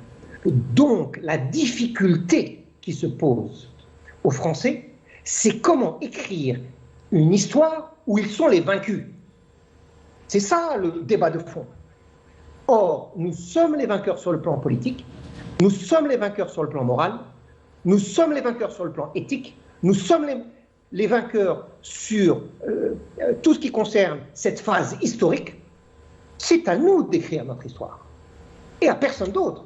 Et pourquoi nous partagerions cette écriture avec d'autres? Il y a donc là un hiatus, au sens profond du terme.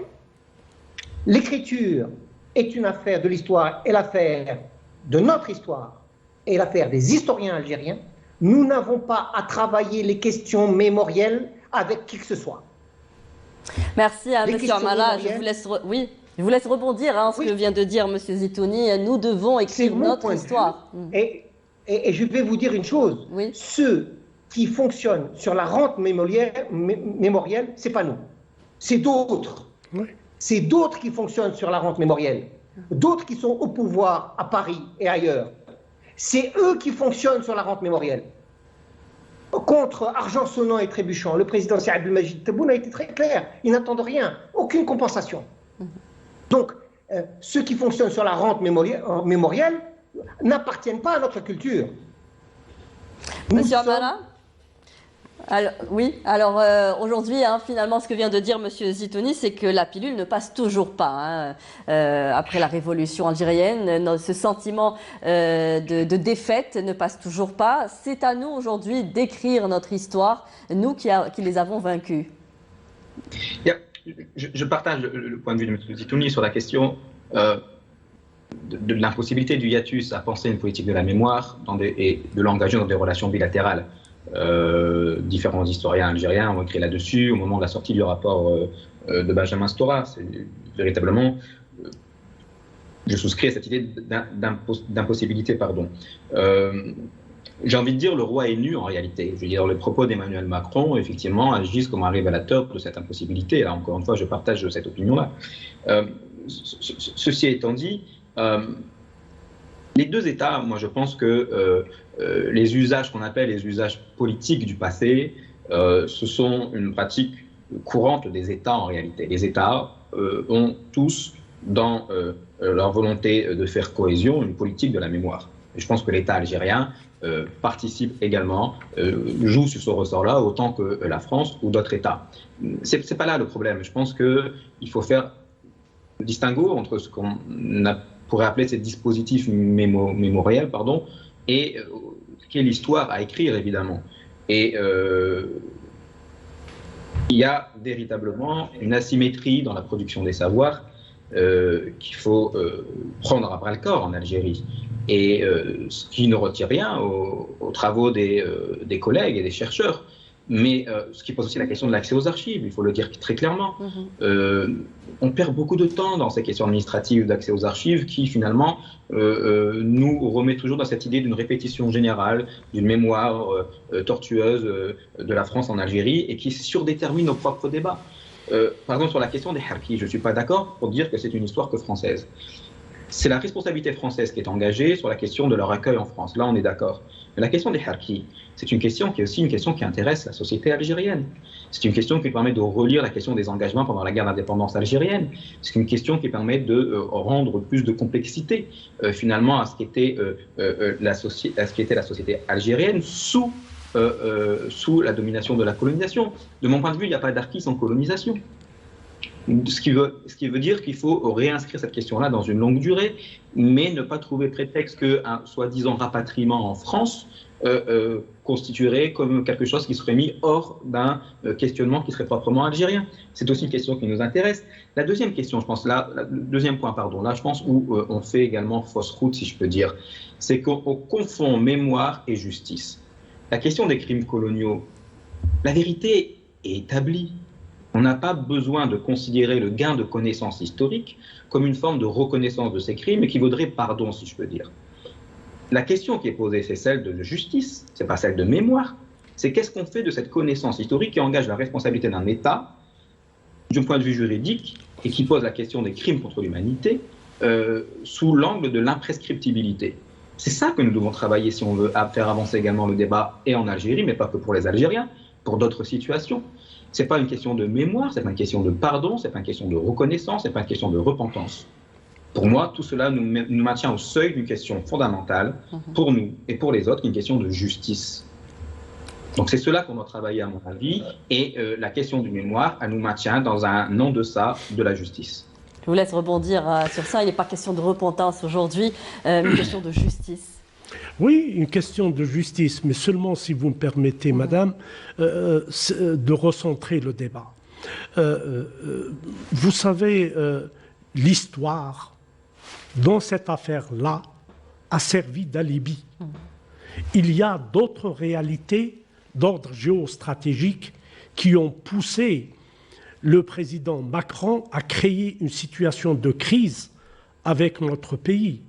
Nous connaissons les accords étroits entre l'État vassal du Makhzen avec la France. La France ne pouvait pas, avait essayé par des déclarations alambiquées, il y a de cela 2-3 semaines, de proposer à Alger, j'allais dire, de servir d'intermédiaire pour rapprocher les points de vue, devant le refus de notre pays à toute ingérence. Si vous vous rappelez, le leitmotiv était le suivant: la décision de l'État algérien est une décision souveraine. La rupture des relations diplomatiques a été une décision souveraine. La fermeture de l'espace aérien aux avions civils et militaires du Maroc, ou tout avion immatriculé au Maroc, est une décision souveraine. Il fallait pour le président Macron trouver un moyen de créer, si vous voulez, une situation de crise qui lui permettra d'afficher définitivement ses positions de protecteur du Makhzen et d'allier, c'est-à-dire que nous avons 3 capitales maintenant. Nous avons Rabat, Paris et Al-Quds, que je ne considère pas comme capitale de l'entité sioniste. Pour moi, c'est la capitale de la Palestine. Mais il y a des faits de réel politique qui sont établis. Donc, il faut revenir à ce débat. Le débat mémoriel, oui, il est très important. Bien entendu, même si je ne partage pas complètement le point de vue de mon ami Brahim Zitouni, oui, nous sommes les vainqueurs. Mais nous ne pouvons pas unilatéralement décider d'écrire notre histoire. Notre histoire n'a pas été écrite pendant 60 ans. Il faut qu'on se dise entre nous un certain nombre de vérités. Nous avons pollué notre histoire. Nous n'avons pas écrit l'histoire véritable.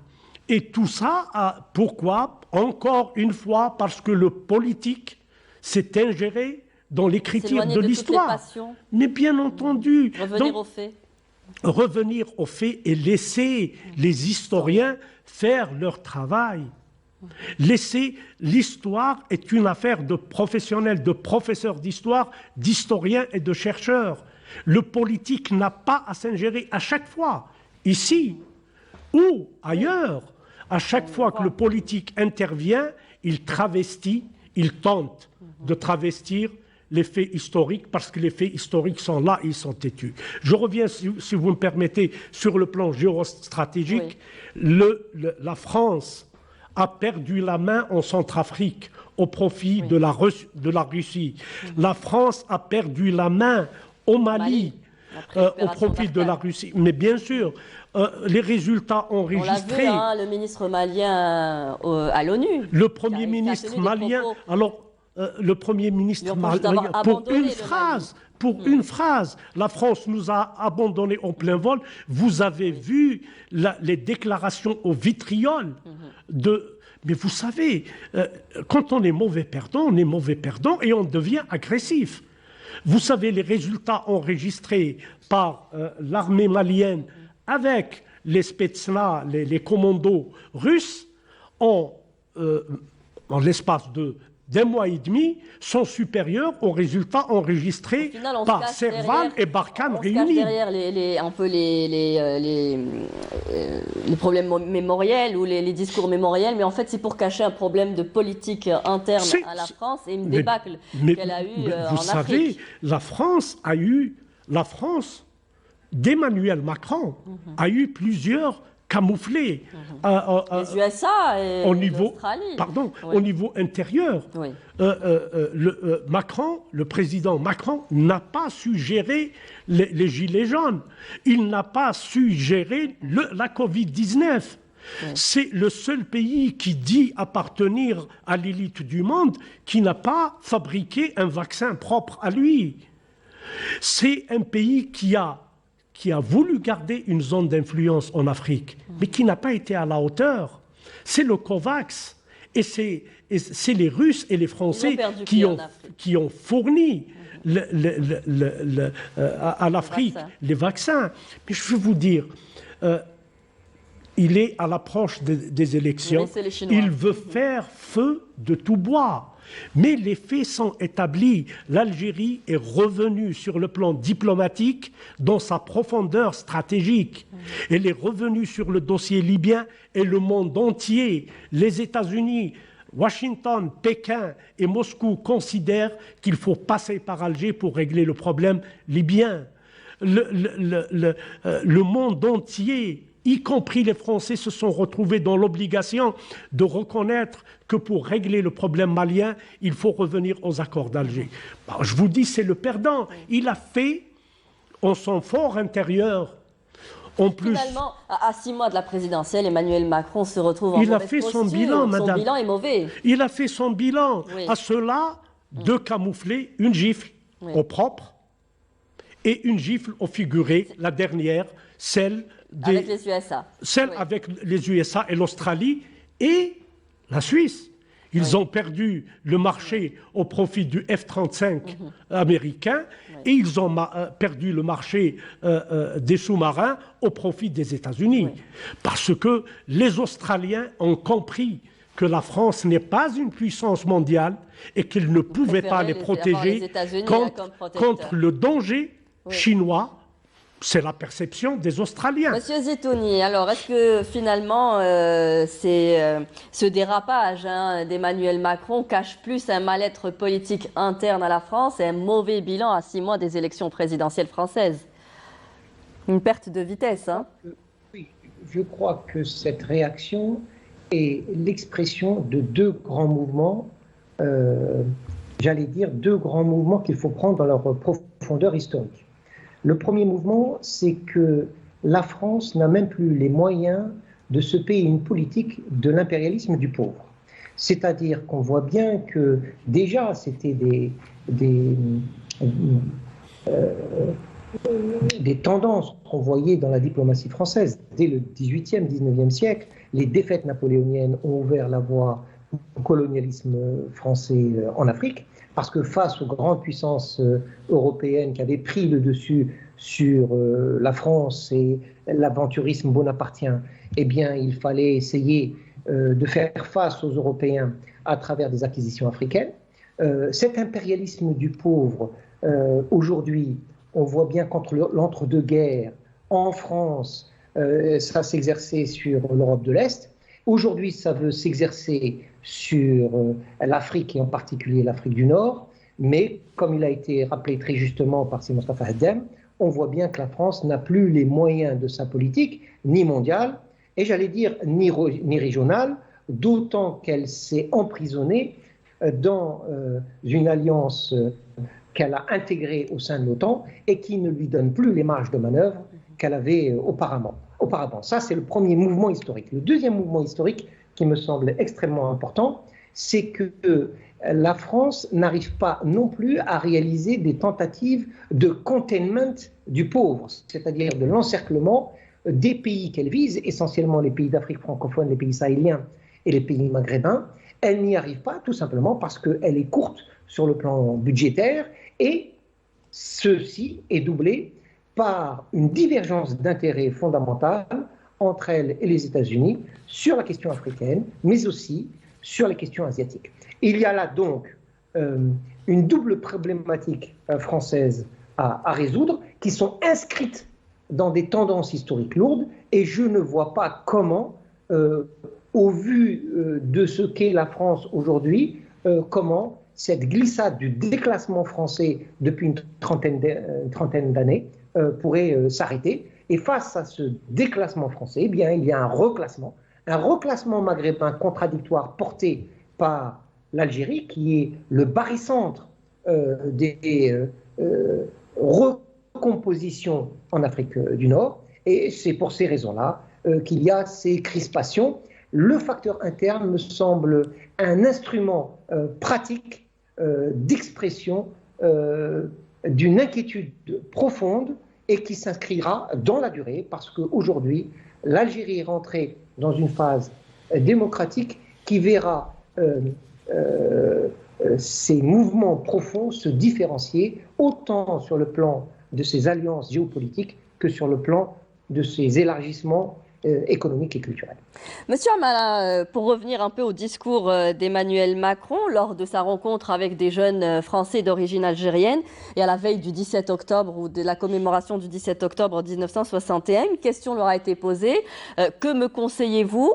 On lui conseille un discours, mais un discours tourné vers l'avenir, intégrant toutes les mémoires et pas nécessairement fondé sur des excuses.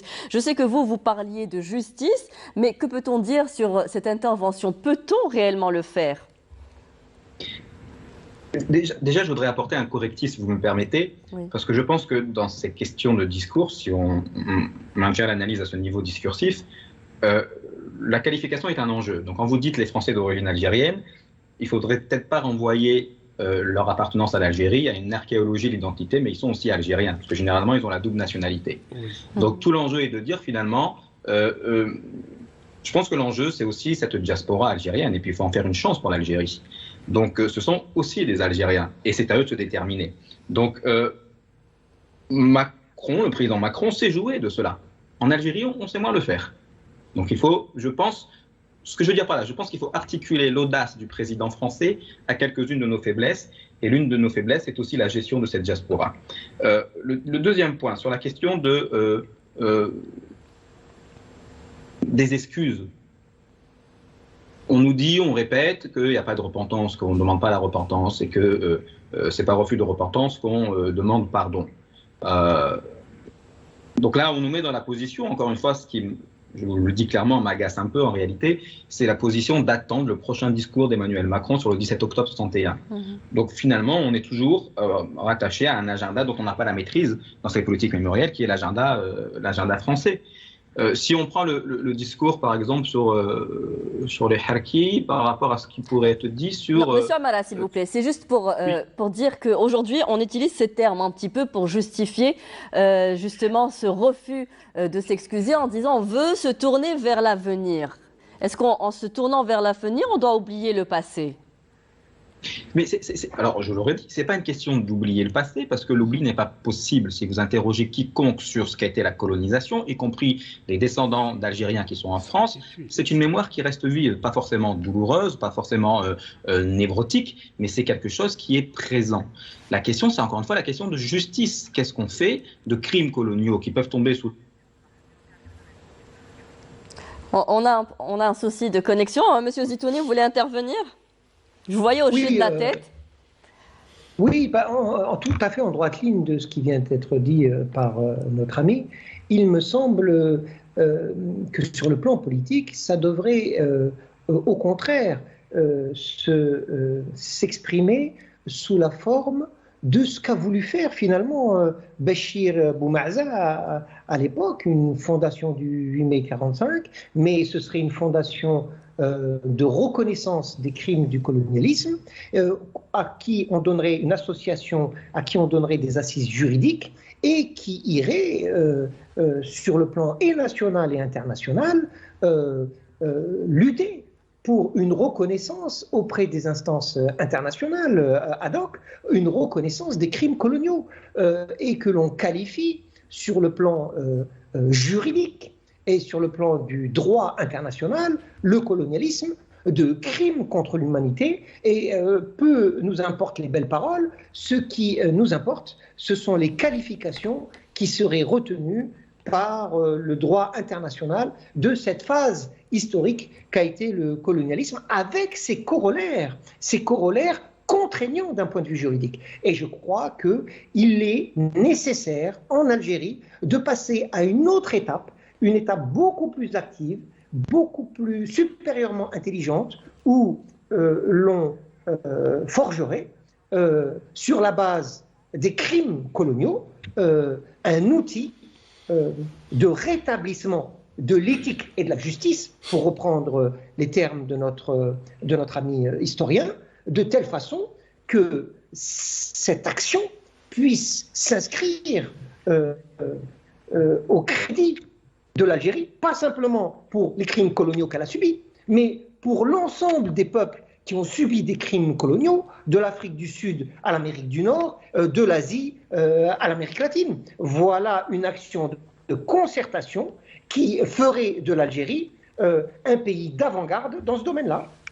Monsieur Amara, je vous redonne la parole, vous avez été interrompu. Juste pour revenir sur cette diaspora algérienne, aujourd'hui la politique algérienne recentre ses intérêts sur la diaspora algérienne, d'où le titre du ministre des Affaires étrangères et de la communauté établie à l'étranger, Monsieur Ramtan Lamamra.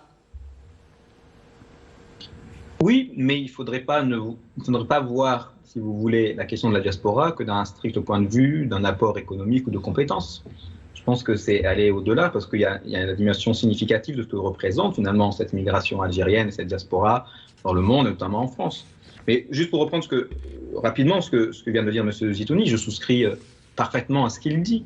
Et si j'insiste là-dessus, c'est que avec deux collègues, Ama Edo et Liliane Oumbeyi, je collabore à un projet qui s'appelle African Future Action Lab, donc on pourrait traduire en français par laboratoire d'action sur le futur africain, et qui, dans une dimension panafricaine, pose cette question de la réparation et de la justice, non plus dans une relation verticale à la France, mais dans une horizontalité qui nous est nécessaire, qui est de penser cette approche du colonialisme, non pas pour nous-mêmes, mais pour le monde. Et je pense que c'est une chose qui a besoin d'être travaillée avec beaucoup plus de soutien également. Lorsqu'on parle effectivement que l'histoire n'est pas faite, mais il faut se poser la question des conditions institutionnelles et matérielles qui permettent cette accumulation des savoirs en Algérie. Donc il faut, je pense, sans nier les forces en mouvement qui participent à une reconfiguration régionale, si vous voulez, au niveau du Maghreb et du Sahel. Je suis d'accord là-dessus, mais je pense qu'on surdétermine l'impact que peut avoir le discours d'Emmanuel Macron sur ces questions-là. Je pense qu'on surréagit un peu parce qu'on est toujours dans la réponse, véritablement. Donc je redis, il faut reposer la question du savoir en Algérie et du savoir en Afrique. Et c'est ça qui pourrait finalement nous permettre d'être en position non pas de faiblesse ou de surréaction à un discours présidentiel qui n'engage que lui en réalité. Oui, donc, surtout que pour revenir un peu ce qui a été dit sur la création de la nation, je vais reprendre les propos d'une auteure historienne, Hélène Blé, qui dit qu'il faut combattre, ou qu'il faut, pour commencer, combattre ce mythe de la terra nullius. C'est un peu l'argument récurrent des colonisateurs, et pas seulement en Algérie, qui justifie une emprise par le fait qu'il n'y aurait rien eu avant. On se cache souvent derrière ce genre de propos pour justifier une colonisation. Vous savez, au-delà de cela, les Français en Algérie ont inventé un concept qui n'a aucune assise traditionnelle en Algérie, les terres arches. À chaque fois qu'ils voulaient s'accaparer d'une terre, elle déclarait que cette terre n'a pas de propriétaire. Qu'il s'agisse en termes de nation, c'est une terre qui n'a pas de propriétaire, ou qu'il s'agisse de territoire. Je suis désolé de vouloir, en ce qui me concerne, sortir du débat historique. Oui. Je pense que le travail doit être fait par les historiens algériens. Alors pour revenir justement aux questions politiques, il nous reste très peu de temps. On va aborder, avant le dérapage, il y a eu ce chantage. La France, qui est un pays d'immigration et qui s'est construit grâce à elle, divise par deux le nombre de visas accordés aux Algériens. Cependant, il apporte la précision que les étudiants et le monde économique seraient épargnés. C'est une pratique qui n'est pas usitée entre États.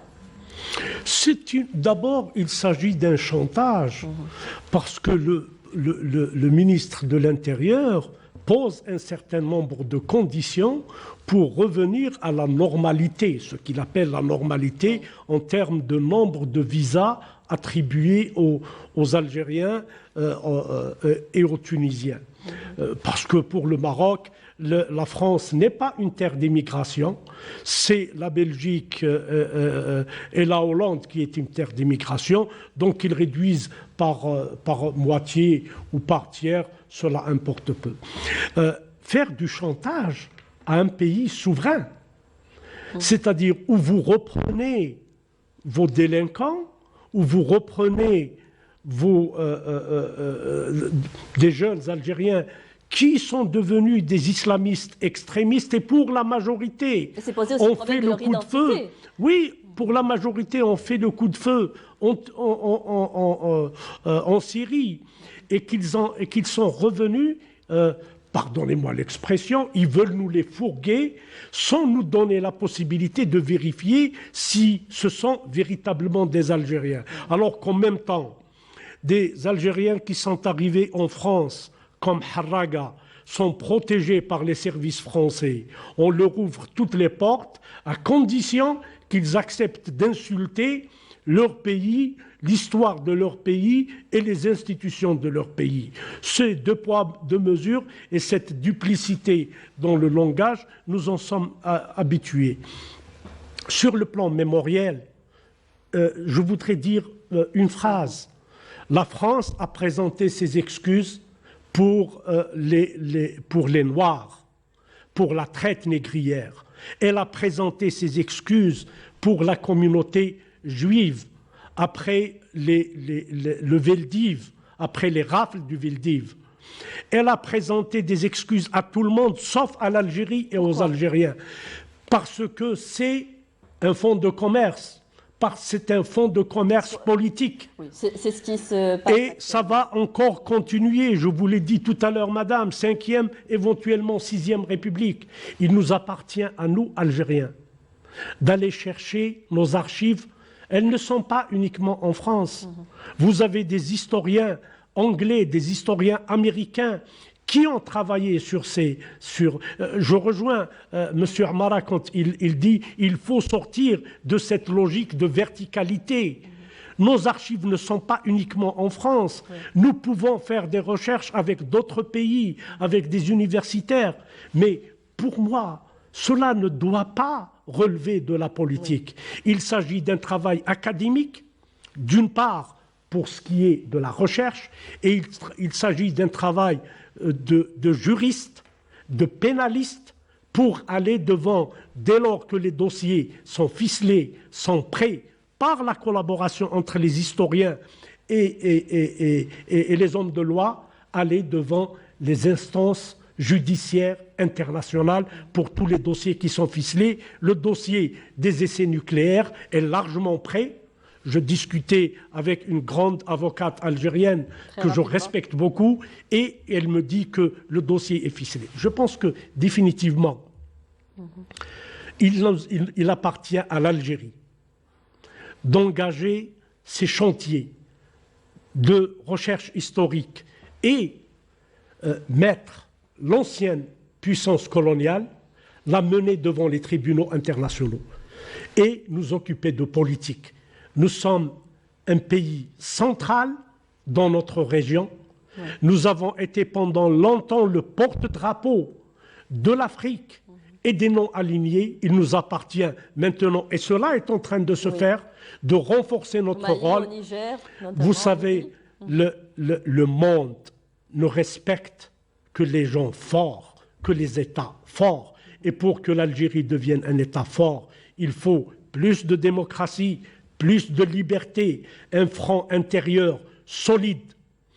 Et nous n'avons pas à attendre la bénédiction ni de Paris ni d'Ankara. Nous n'avons pas à attendre le discours de Macron sur les événements du 17 octobre. C'est à nous de faire notre recherche et c'est aux hommes et aux femmes de la Wilaya 7, parce que la Wilaya 7 maintenant, elle compte un peu plus de 5 millions. Je pense que les autorités françaises doivent y réfléchir. Monsieur Zitouni, en une minute, on arrive un peu au terme de l'émission. Aujourd'hui, on a rappelé notre ambassadeur à Paris. Quelle est l'étape à suivre? Que doit-on attendre après ce dérapage d'Emmanuel Macron? Oui, moi je crois rapidement, il y a d'abord une guerre idéologique à mener. Rappelez-vous en avril 2021, cette pétition de généraux français pour un retour de l'honneur et du devoir, où il faisait l'apologie du séparatisme, du racialisme, de l'ethnicisme, autant de thématiques qui ont été reprises en filigrane par le président Macron.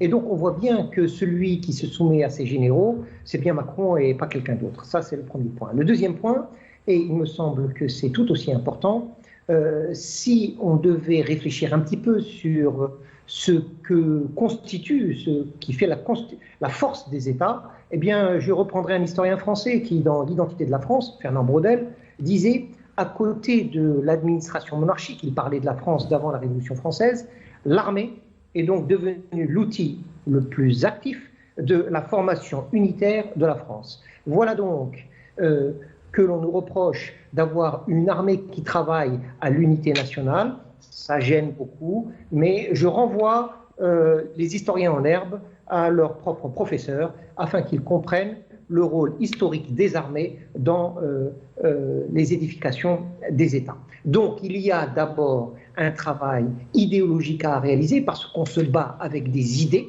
En ce sens, je suis parfaitement en accord avec M. Amara qui appelle à une production de l'histoire par nos élites, mais ce n'est pas simplement une production qui va s'appuyer sur des archives, il faut aussi innover dans l'approche historique, c'est-à-dire dans la méthodologie de la réalisation de l'histoire. On ne fait pas d'histoire sans géographie, on ne fait pas d'histoire sans anthropologie, sans sociologie. C'est donc aussi à nous d'innover dans ce domaine-là afin de porter le débat là où il doit être porté, sur le plan des idées avant toute chose.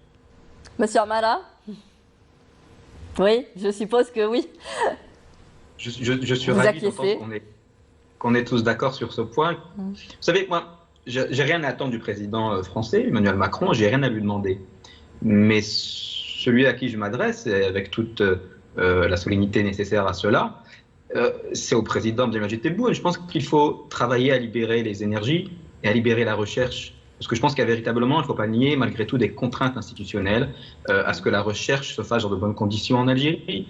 Et effectivement, il y a beaucoup d'archives en France et ailleurs. Moi, j'en ai consulté à Madrid, j'en ai consulté à Istanbul. Mais vous savez qu'il y a de nombreuses archives qui sont en Algérie. Toutes les archives des tribunaux français, essentiellement de première instance, sont en Algérie. Oui. Ça fait 2 ans que je cherche à les avoir, difficile d'y avoir accès. Il faut qu'il y ait aussi une volonté politique. Oui, je pense que cette volonté politique, nous devons l'avoir, nous. Nous devons, et pour cela, plus de démocratie, ne pas avoir peur de notre histoire, ne pas avoir peur d'écrire notre histoire, dépassionner notre histoire, et surtout ne pas la polluer avec les histoires. Oui. Les histoires qui ont eu lieu entre ce qu'on appelle le clan de Oujda, le clan de Gardimao, l'intérieur, l'extérieur, ne pas polluer le travail des historiens, laisser les historiens faire leur travail. Si vous me permettez, il y a eu un mot dans la rencontre entre Macron et les jeunes, c'est la haine de la France et des Français. Les Algériens ne connaissent pas la haine envers les nations, envers les peuples, envers les cultures.